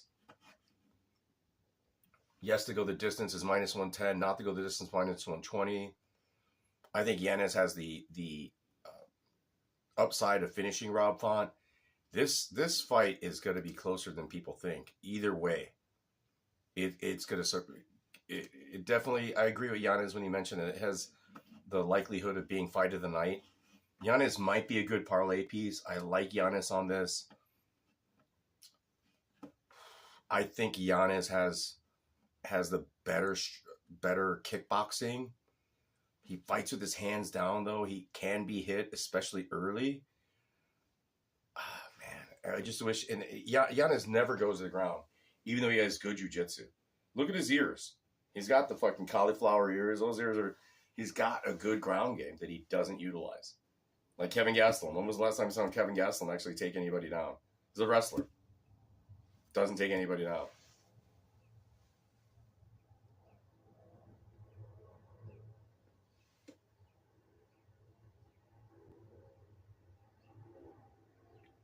This is a tough card for me because I don't have the bankroll to support my intuitions.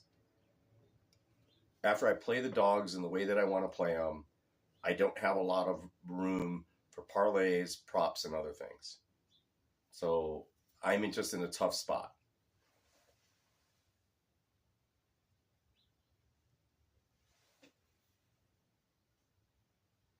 Positive is this is here, I'll be here in Illinois, so I could live bet. I could use some bets, but I like to try to beat some line movement from at this point till fight time. I don't think it's going to be that drastic on most of the plays that I would make. I think Kevin Gastelum, when I mentioned Kevin Gastelum a couple weeks ago, that was the big loss that I made. That was the big line movement that I lost, was Kevin Gastelum. I still think he could beat Chris Curtis. The guy's got a chin, dude. Kevin Gastelum's got a chin. And he can wrestle. And Chris Curtis is very good, but he's sort of somewhat undersized for the division, but great fight IQ, lots of activity.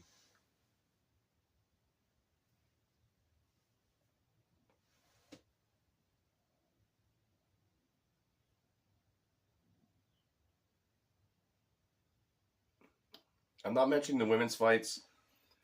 I'm not going to bet the women's fights in this card at all. Because Sylvia Calvillo, no way. Not touching her at plus 225. Nor Sam Hughes. Not, or Watterson as dogs. And I'm not going to risk the favorites in a parlay or any regards. I think this is I normally am pretty good at gauging women's fights, and I've made some good money off my women's MMA. Go historically look at what I've done. It's pretty good. This is a card. Do not put the women in your parlay. Do not take these dogs, and do not bet the favorites in the women's area. It is not enough value. There's not enough juice for the squeeze. I think like you're better off in some of these men's bouts, like Steve Garcia versus Nunembeke. Garcia's a fucking live dog at plus 155. Another dog there.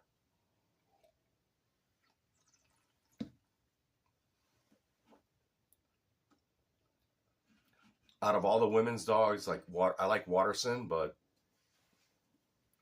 as I mentioned before, just never developed. And I think she's got 1 foot out the door. She's going to be announcing. I think Michelle Watterson retires after this bout. After she loses, she's gone.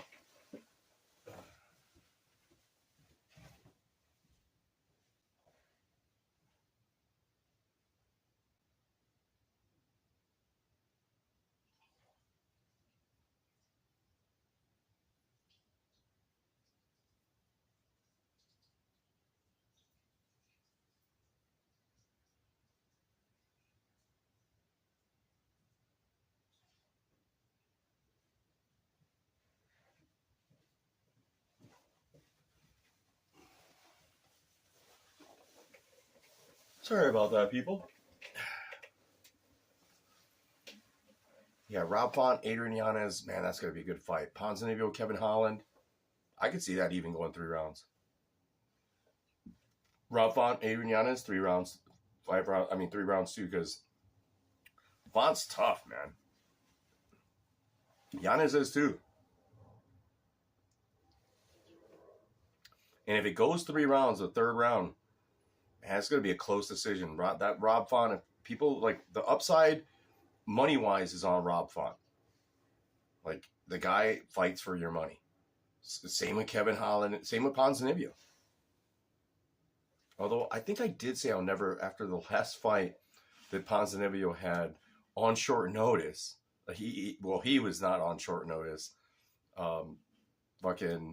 This dude was on short notice. Moreno was on short notice, and Moreno was winning that fight. Right? I think Moreno on the cards might have been winning that fight. I think, but statistically, it was different. Right? Ponzinibbio had more strikes, but in my opinion, up to that point, he was going to lose. If he didn't get that knockout, he was going to lose a decision, even though he had more significant strikes. Let's look at the stats on that fight.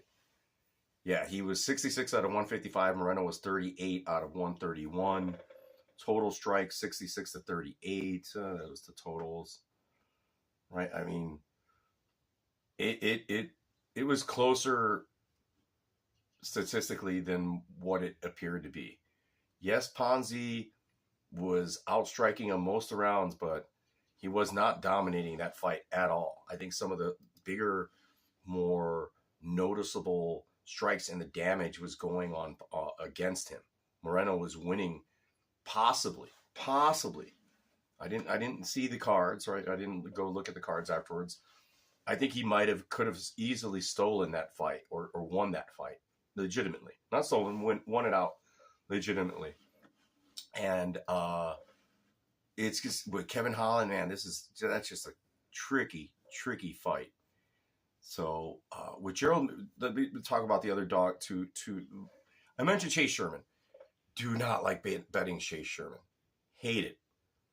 But Carl Williams at short notice with not really a strong skill set, good wrestling, good grappling, great athleticism. He could athletically overwhelm Chase Sherman. I had not an argument, but words with a coworker, for example, where she was like, it don't matter if you're strong and you're, blah, blah, blah, the skills matter, blah, blah, blah.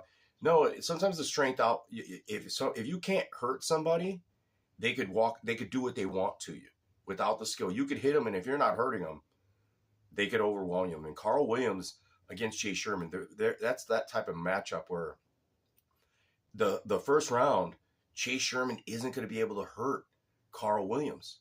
And if Williams can hurt Chase Sherman in that first round and a half, he could destroy Chase Sherman easily. That's why he's the easy favorite. Physically, he's so far beyond Chase Sherman. So far. He's like a juggernaut. It'd be like him. It's like light heavyweight versus a lightweight. It's going to be that level of difference between the strength differential between Carl Williams and Chase Sherman. Carl Williams is going to have the huge strength meter, like a giant strength meter against Chase Sherman. And Chase Sherman has got pillow hands. He doesn't have that finishing hands. He is a volume guy too. He's got to get there in the second round or third round, right? Like that's where Williams can finish the fight. But I'm sorry, Sherman can finish the fight in the second or third round. I think that bout is Carl Williams round one. Williams round one is plus 375, or Chase Sherman rounds 2 and 3. If you could split the rounds, they have that winning group of rounds. Sherman round 3 decision plus 650. Williams rounds 1 and 2 plus 190. So Vegas agrees. Right? Round 1, Carl Williams round 1 plus 375.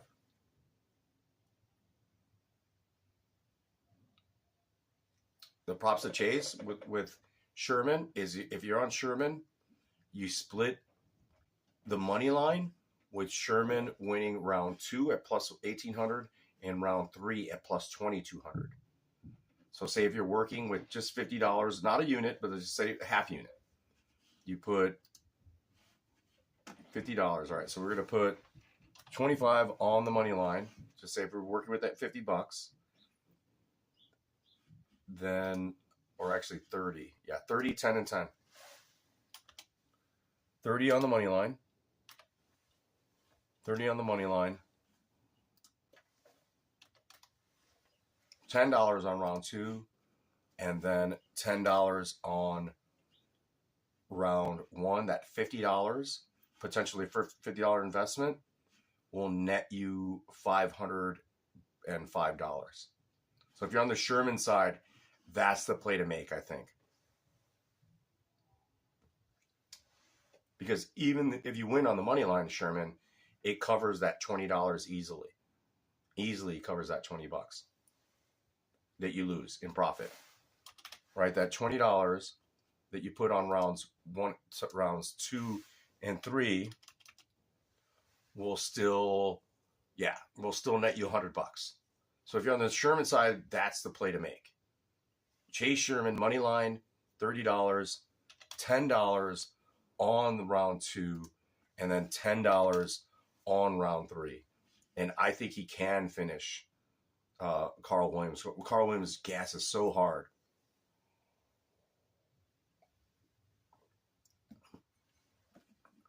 And you're on Carl Williams, that Carl Williams method TKO, plus 210. And hammer that for your $50. You prop him out, and then you'll win $100. Considering he's on short notice, everything going the way it is, I can't bet that. I gotta bet. I hate that I would bet Chase Sherman. I'm not a Chase Sherman fan. I mean, he is not that good. He just got back in the UFC. He was cut, got back, got a lucky win. They're feeding him cans, and now they're feeding him a up-and-comer, a prospect. That's why Williams at minus 155. Is Williams ready for that smoke, the big lights? Sherman's been there. Will Sherman just quit? The guy quits so easily, Sherman. I could see Sherman round 1. What is the winning round? Let's see the round props. I'm sorry, not Williams round 1. I'm sorry. Plus 375. Compared to Williams TKO line. Plus 210. If I were going to bet Williams, I'm going to put the Williams round 1, $20, and I'm going to bet 30 just on the TKO, because that's how he's going to do it. 50 wins you $138. Not happy with that. Not strong with it. But this is what I do, right? Like I'll split these, and what sucks is when it goes the opposite of what I anticipate it being. Like it fucking ends up being a very boring fight, goes to decision, which I don't anticipate, but it could possibly be. Maybe Williams lays and prays on top of him. Starts off strong. Sherman survives that first round. Next you know, Williams get that takedown round 2, stays on top of him, because Sherman ain't going to get up. He will not get up. If Carl Williams takes him down, he's not going to get up. Sherman needs to survive round 1 and then work rounds 2 and 3. But if he gets taken down, not to go to this, and that's why like Vegas sees this possibly going to a decision. Not to go the distance, minus 125. Yes, to go the distance, minus 106. They see this possibly being that 2 guys with very poor cardio, very bad striking skills, very just mediocre MMA, poor all the way around. They do not see this finishing. I think this is a good like that under 1.5 at minus. You know, don't bet a fighter, but I don't think Sherman could finish him. At under 2.5 at plus 102 is a lot better than a not to go the distance. It is, yes. It's only 2.5, a couple minutes.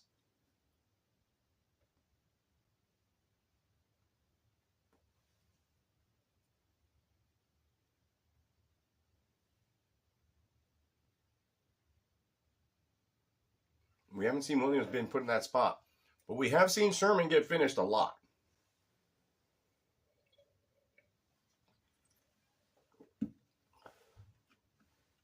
I think the round props in that particular bout is the way to go. Chase the guys finishing in the rounds. Steve Garcia just chased the money line, plus 155. I think he's going to have. Let's see Garcia. I think he has the larger size. He's.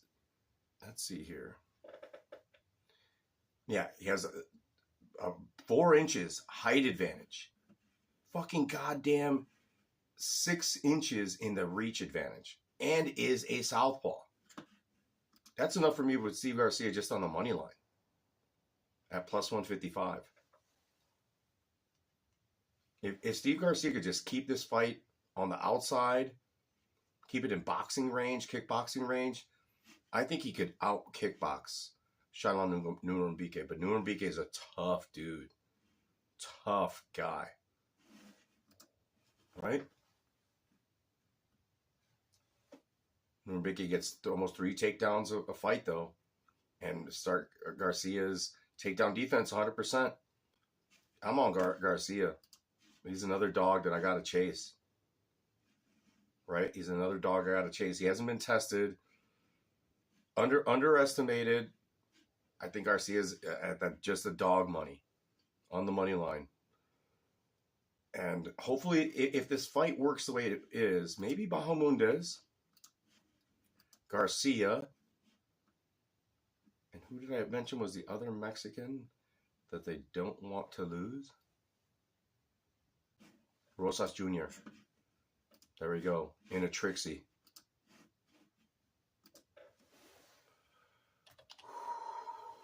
Wow. $100 to win $239. $239. Little risky, but I like it. I like it. I like it. I like it. Garcia's got to be my third leg there. As opposed to Mearshart, as opposed to Sherman. We throw Mearshart in the mix for the Yankee, and then just say $9. So $99. That's not bad. Still risky. Guys, again, it's just what my bank is right now. I really, I'm used to making more bets. Yeah, this is a challenge. Am I still alive? Yeah, I'm still alive. Just don't have anybody with me. Wednesday afternoon.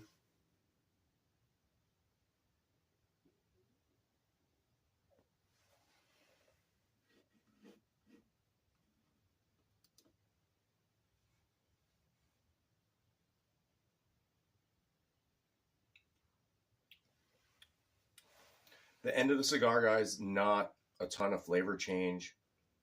It's actually become softer. I would have expected it to have more oils, the body to have changed a little bit. I don't know what the wrapper was. Again, smoked more like a Habano, more like a Naturale, like nothing overwhelming, not like a Maduro. A little more oil on the palate now, but not what I expected. Less leatheriness and less cedar.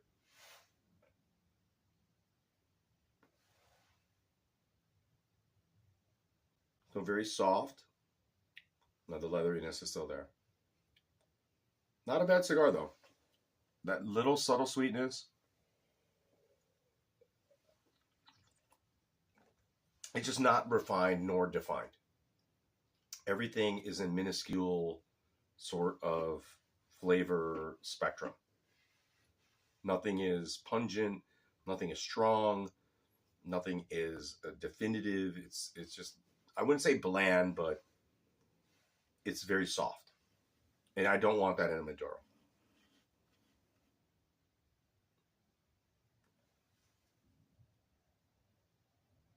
Let me know in the comment section what you guys think of if you've had, as I always mention, if you've had any of the cigars that I've reviewed, if you've had one of these, if you've taken my suggestion on a beer or cigar, please mention it in the comment section. If you don't care, that's fine too, but I'd appreciate it. It'd be cool. I think I provide more information on our cigars and beer reviews than other people that make those kinds of videos. Most people do them in shorts. Might be a better quality production, but I'm here with you smoking it throughout the cigar. I think I provide more information on it. We're here for the fighting, of course, sometimes, though, because I am the bout better. And it hasn't been that emphasis. I get it, but we're still talking fights.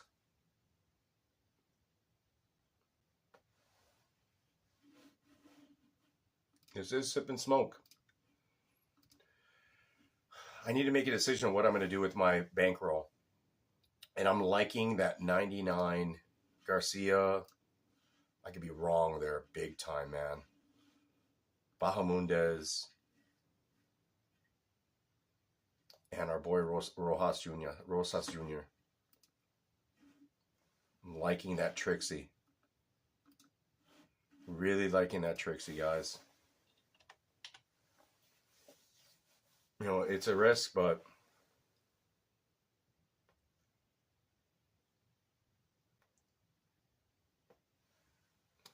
I think Garcia is a strong dog to put with these two guys.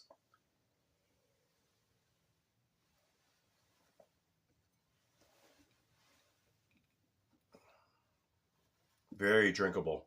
The Domaine Dupage, lots of drinkability, soft, good pale ale.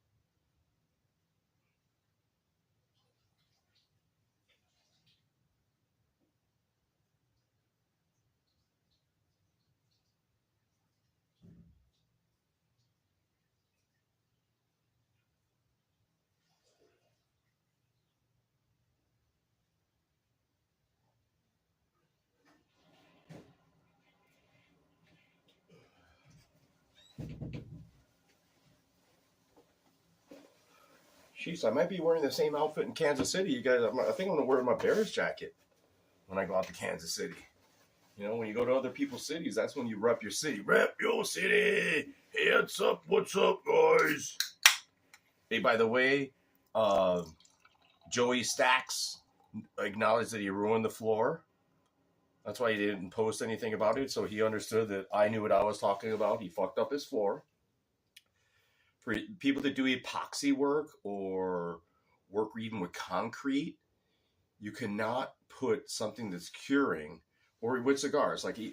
That's why when cigars, like in a cigar box, they have like a lower level, upper level, and you have to understand that the cigars can marry each other, which is good. So your bad cigars or your cigar flavors can change when you put them in groupings together, right? That's not good in chemistry, right? That's good. It's okay in the cigar world, somewhat. Wine, guys. Wines are blends. Like there's no 100% Cabernet. There's no 100% Shiraz. There's no 100%. They are blends of varietals of grapes and wines. It's the same with a cigar. There's no 100% Dominican, or there can be a 100% Dominican, but even there, the flavor changes between the wrapper, the binder, and the filler change. It changes the cigar. It adds certain complexity to it. And if you put it next to a different cigar, that's why if you could, okay, here's one thing that if I would do in your humidor, if you were to organize your humidor, keep the Connecticut shades with Connecticut shades. Keep the Maduros with the Maduros. Keep the Cubans with the Cubans. Keep the Dominicans with the. Try to keep things somewhat uniform, because there is going to be an intermingling or marrying during the aging process in your humidor, right? So you could mix them, and it could be to your advantage sometimes. But what I do is I line boxes and cigars on their particular cigars with cedar. Like, so you have one layer here, one layer there of what cigars that are Dominicans, Nicaraguan wrappers, Connecticut wrappers. Like, you keep them separated. There is going to be a little intermingling of them, but you want to try to keep them as separated as possible. But I've found that sometimes when you don't, even if you don't do that, as long as you keep the wrappers at least different. Do not put your Maduros next to your Connecticut shades. Do not put just don't put keep wrappers of the same character with each other. Dominican Connecticut with Honduran Connecticut with Ecuadorian Connecticut, fine, no big deal. Like, I still wouldn't do it, but but mixing the varietals of the cigars or the different types of cigars, or even the location of the cigars all together sometimes can be problematic, but a lot of times, more often than not, it adds to the cigars. Just like beers, when you add certain elements to the beer, it improves it. Cigars, unlike other products, when they marry each other, can be a good thing. I've found it to be a good thing.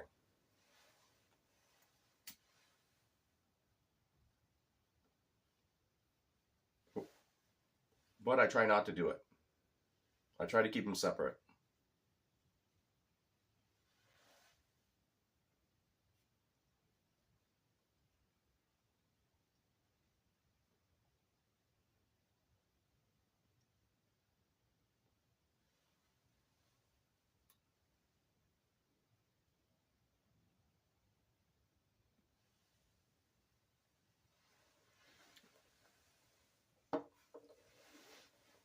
Yeah, so Joey Stacks, he messed up his floor because he did a few things wrong. The biggest thing he did wrong when you're doing an epoxy floor is all the colors that you mix or your design, you need to do immediately.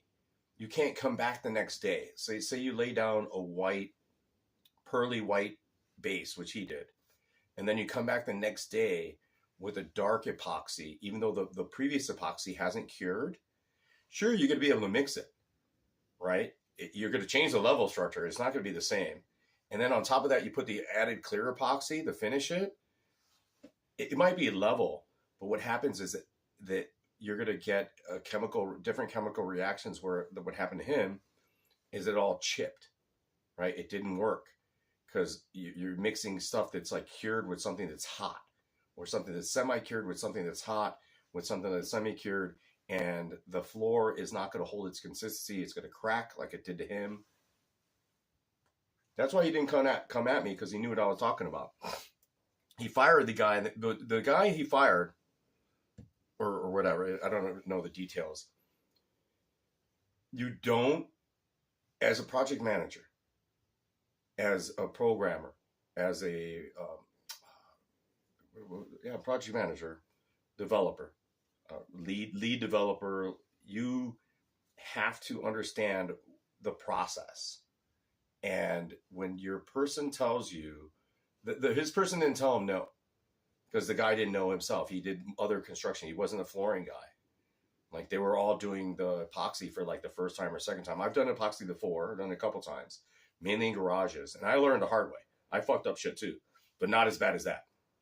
I fucked up on just flaking. I fucked up on colors, but I knew I had to get it done then and there, because I worked with epoxy from surfboards and from just working with woods. Like, when you lay that epoxy, when you lay that shit down, you can't come back the next day and lay more epoxy over it. And that's what they did. You just absolutely cannot do that. You can't epoxy a surfboard one day with one coat and then come back the next day and try to epoxy it. And nothing. Nothing works that way. The chemicals do not work that way. Your shit's going to get fucked up. It's not going to hold its integrity. It's not metal. It's not raw wood. It's a chemical reaction. And he fucked his shit up.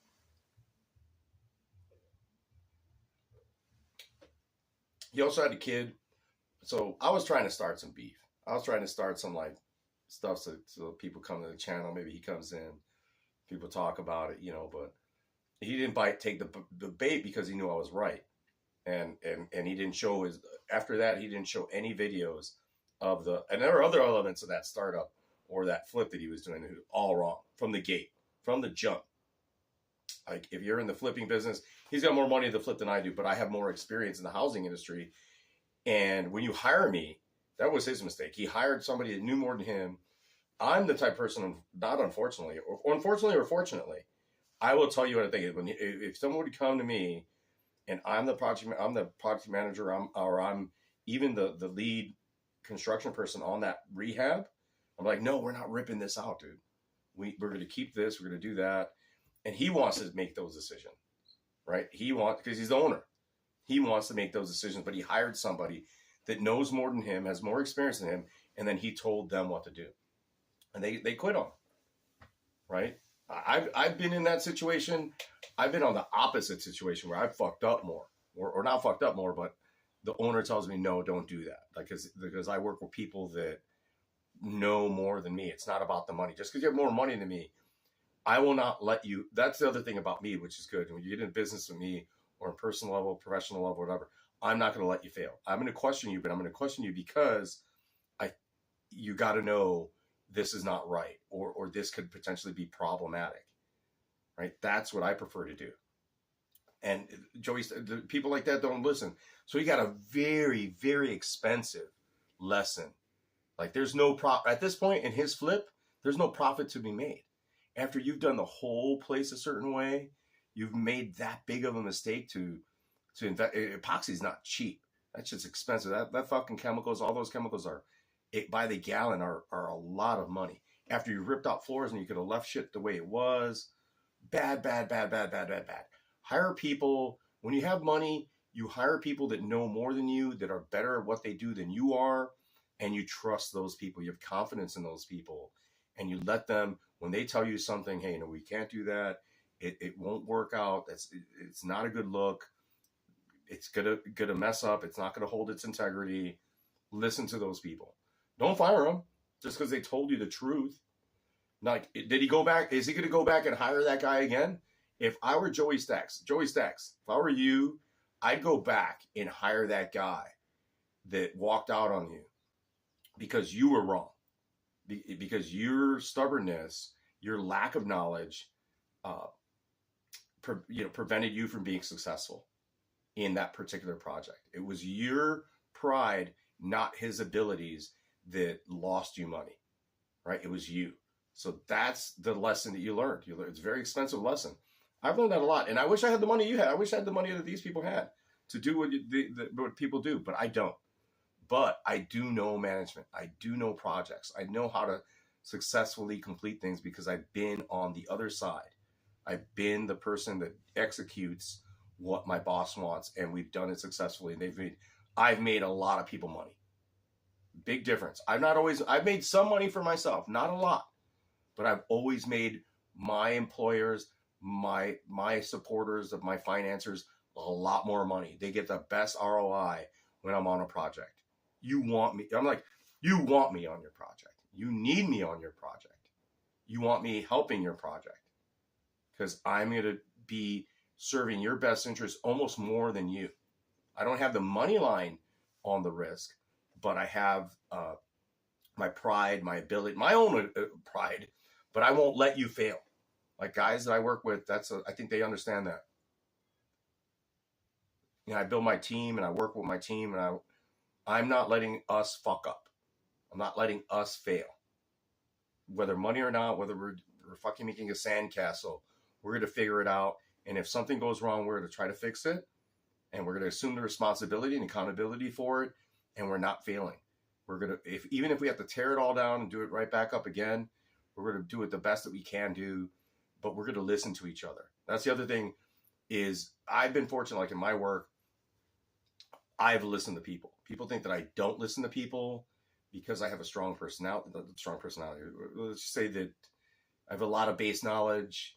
I have a certain methodology of doing things, but I do not let us fail. And I don't throw people under the bus. And I'm certainly not going to fire people when they know more than I do.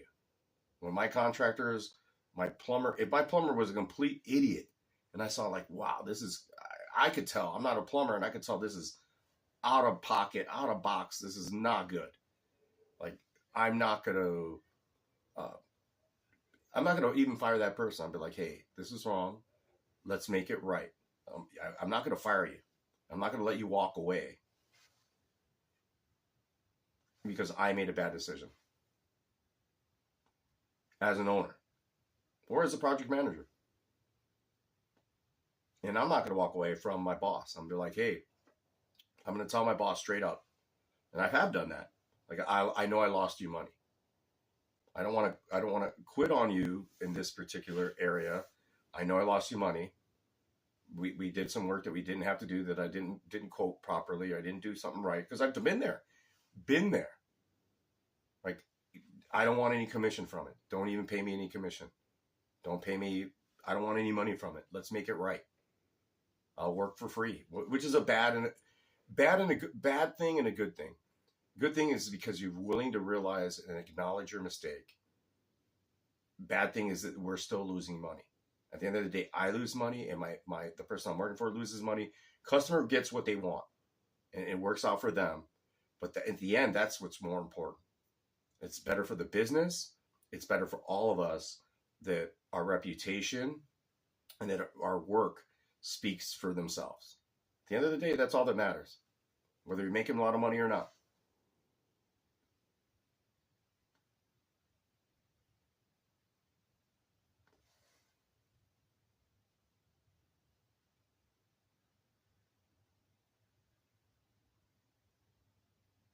Now the cigar is good.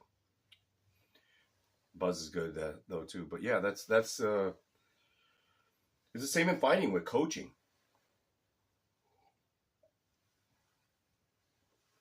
I love it when these coaches tell fighters, like Cheeto's coach, Palermo, uh, like, what are you doing, man? What's up? Where's the real guy here? Like, that's, even though people might view that as negative, it's not. Because he sees what the person's able to do. And he's asking, what is wrong? Are you okay? What's going on here? You're not yourself. You're not doing what you're supposed to be doing. And I don't think enough coaches do that. Enough coaches, they might tell you you're losing. They could tell you you're losing too. But they never, they don't confront their fighter like, what's going on here? Why are we not attacking him? Why are we not doing what we planned on doing? Right? They like want to just give positive reinforcement and make the mistake of what the UFC announcers do. And, oh, you're down 2 rounds or you got to get a finish. Yeah, get it finished, but tell them how to get the finish. Tell them what they're doing wrong. Or just look at them like, hey, you're not having fun here. I love that Sanhagen, Cheeto with this guy from Ruka, the coach. Great coaching, man. He told Cheeto straight up, like, what's going on here, man? That's why I hate listening to UFC fights because of the announcers or the play-by-play people making the judgments on the fights. But the thing that you missed that I missed that I love and then what I want to listen to is when they get in the corners and the coaches are giving their advice and giving what corrections they need to be made, what is really happening. And then when you spot them when they completely lie or gaslight their fighters is absurd. That's just absurd shit. But I love this dude. When he was telling this fighter, like, Cheeto, what's going on here, man? You're not doing this. Are you okay?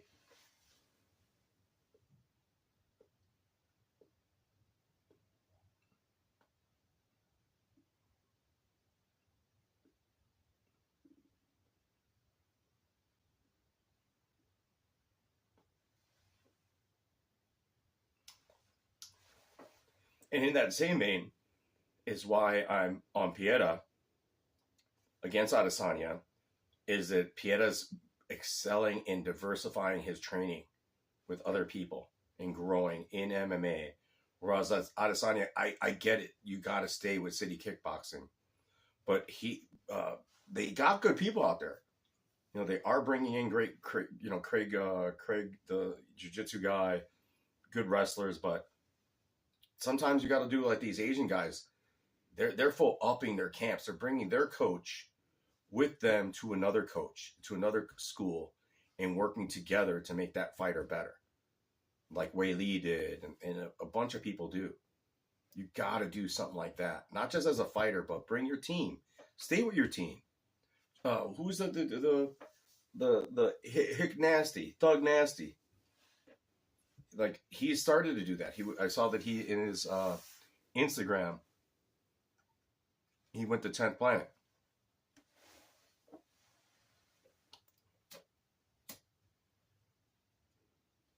You don't have to ban in your coaches. Pay your coaches, talk to them like, hey, I want to work with my wrestling at AKA. Let's go to AKA. All of us.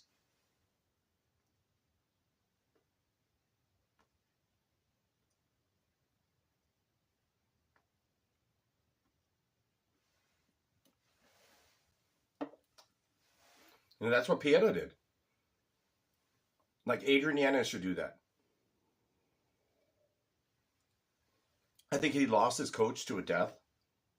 And he started to coach himself. I think it's a bad thing. But maybe he excelled. I think that like John Jones leaving Trevor Whitman and going to, not Trevor Whitman, but leaving where he was in New Mexico and going with Cejudo helped. He did exactly what Cejudo told him to do. Like, if you get in this position, transition to this. You're here, transition to that. That's why Cejudo against Sterling is fucking... Cejudo's the fucking... Regardless of what we think of him personally, Cejudo has had the best training that money in America can provide.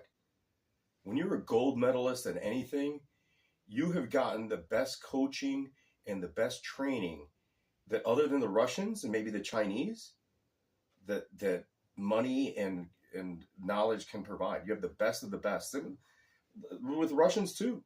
That's why that master of the sport is important. Even though some masters, this guy lost his last bout.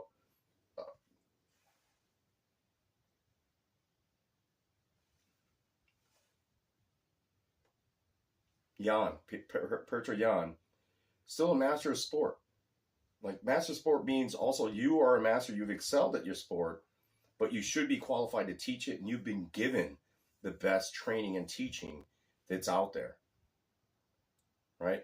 Bahamundes, for example, that's why I like Bahamundes. Like, he's here now in Chicago, I believe. He's been in tons of places. The guy started out in Peru, right? And now he's traveled the world training with other people, left his base, hopefully with his base, because I think his father was his trainer. Father was a champion kickboxer. Went with his father to other locations, and his father's still with him. Like Rosas Jr., his original coach is with him still. That's why he's still successful. His coach is still with him. He didn't abandon his coach. He brought his coach to go to other schools to learn other skills. Those guys, Rob Font, those guys at the cartel, hey, good. You guys feel comfortable with that? Excel. Kevin Holland, same thing, hasn't excelled. Ponzinibbio hasn't excelled. Excelled from what he's been doing historically, because Ponzinibbio has made that journey, right? Burns has made that journey. Sherman has made that journey. Meerschaert, Pfeiffer, ooh, that's going to be a tougher one. I think,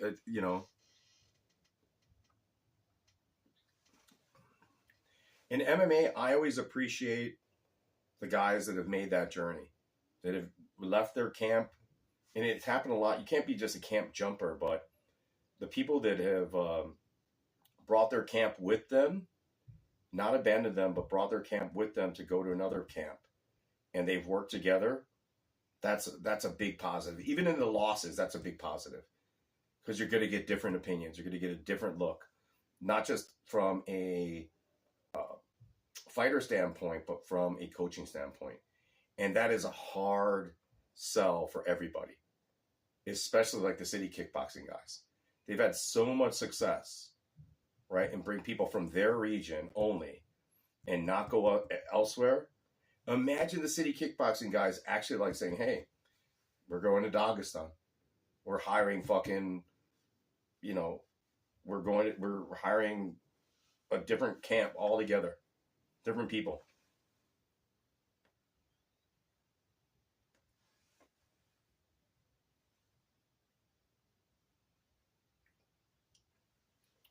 We're going to work on our wrestling and our jiu-jitsu in a different way. Like Watterson, I mentioned this before last week. Michelle Watterson is by far a better athlete than Luana Pinheiro, a martial arts athlete. Watterson has upsides in other areas. I get it. She's ready for the desk. The girl's going to be in front of a camera. She's beautiful. She's the karate hottie. I mentioned this.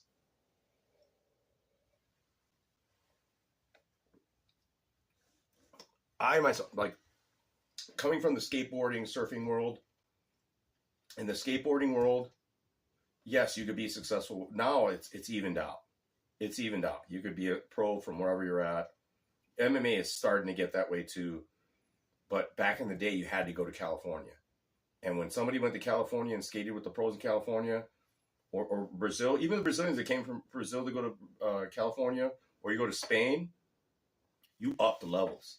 Like, not just one level. When you made that trip to Spain, or France, you came back levels above. And surfing was Hawaii.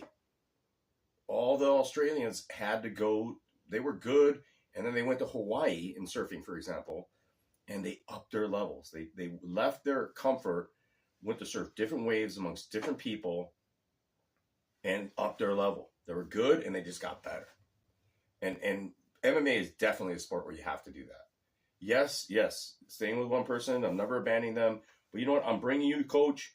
We're going to go, let's go to Henry Cejudo's place. I want to go train with Henry Cejudo too. You know, that's the way to do it. And that's why Chris Curtis is now the live dog there. Because even though he's been in LA, that dude's been in a lot of places, a journeyman, a coach's fighter and coach. Tough guy. No chat.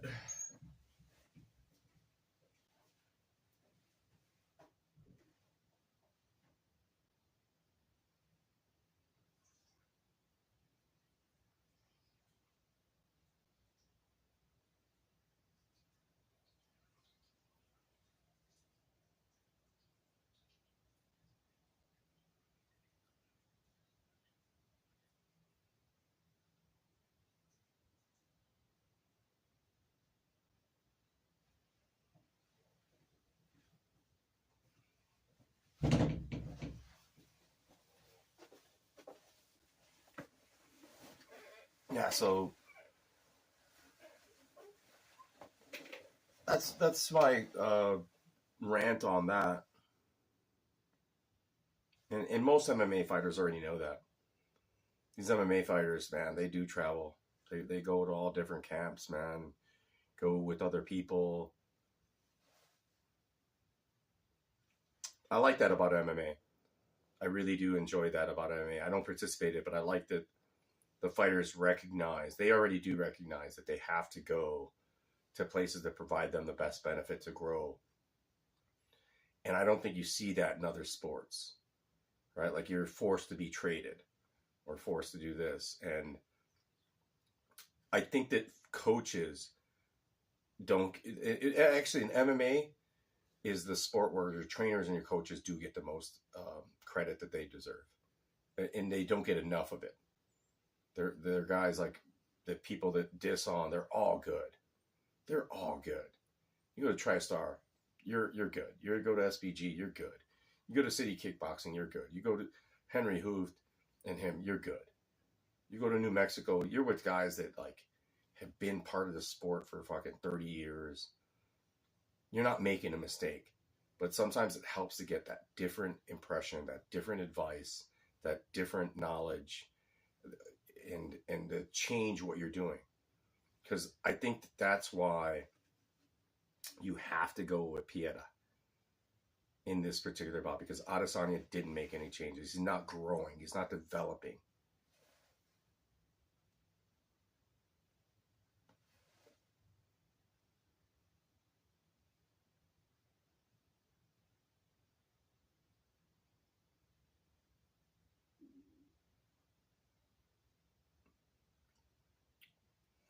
That's why I really like that Raul Rojas Jr. and Bahamundes parlay, because Rojas Jr. is growing, young, besides the young youth, growing, and Bahamundes has been traveling. He's been going with his father to other camps here in Chicago. He was here with Bilal Muhammad, helping them. Who's that? AKA? I learned. It's that AKA for a little short time. Like the dude's been actually like going to different places, improving his skills, and hopefully Raul Rosas Jr. is doing the same thing. So that parlay right there, that parlay at minus 118 might be what I need to play. Maybe put my whole 200 on that and just fucking call it a night. No, I gotta play those dogs. That's my dilemma. That's my dilemma, guys. Where to put the money? Not who and why, but where to put the money. That's what gambling sometimes is about. Everybody talks about wins and losers.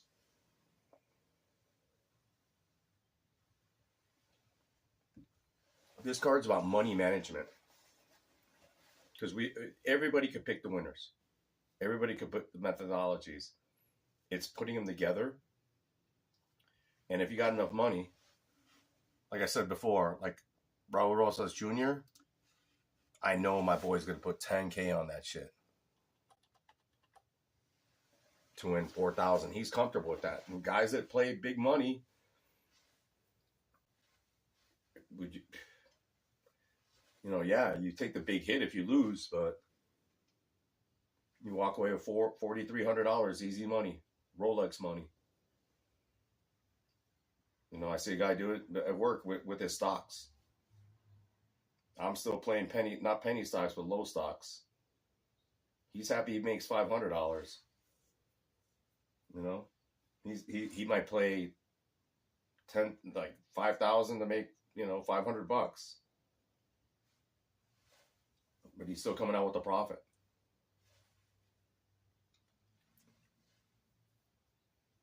I'm playing the chalk money instead of the underdog money. I'm the underdog money all the time. Not playing the chalk money. Plus money, that's another plus money is great, but in the long term, if you're able to just eke out the good chalk money, just say all your money on Royal Junior, which isn't enough for me, you know what I mean? Because I can't put the whole 200 on him. I make only $86, which isn't horrible. It is not horrible. I'm up $86. Risk $200, but that's a smart play. And I understand when people do that now. Like, I do better. Because they make that one play. Rather than me fighting to try to make my $100 or $200, they make one play to make that $100 or $86. It's taking me a while to learn all of it. I do know it. I just have to bet what is most financially advantageous to me for the risk. And so that's why I piecemeal all my bets, and I piecemeal it and end up with 10 bets. And I've done a lot better. I told you guys I've done a lot better. It used to be days. Go back, look at the videos. There'd be cards where I had 40 bets, more than 40 bets. We're down now to 6 or 8. We're in that under 10 range. We're in under 10 actual bets, maybe less some fights. I think last card, even though I had my Trixie and I hit my Trixie, awesome. I hit my Trixie. I had like the Trixie, which was 6 bets, and a couple others that I just spared around, like under 10 bets for a whole card, which for me has been a big improvement. Learn what you're doing, what you're gambling, what your money management. A lot of gambling is more money management than what your predictive ability is. Right, guys? If you want to discuss that, please put it in the chat. Please put anything in the comment section. The chat comment section. Like and subscribe. If you've made it this far, you are about better. Appreciate anybody that watches this. Please comment, share, whatever. Like and share. I don't have a Discord, don't have an Instagram, but I do bet this stuff. I'm all about this shit. The money is important. Winning is important. And your participation in what I'm doing is very appreciated. And if you've made it this far, you are about better. Thank you so much, guys. Am I still on?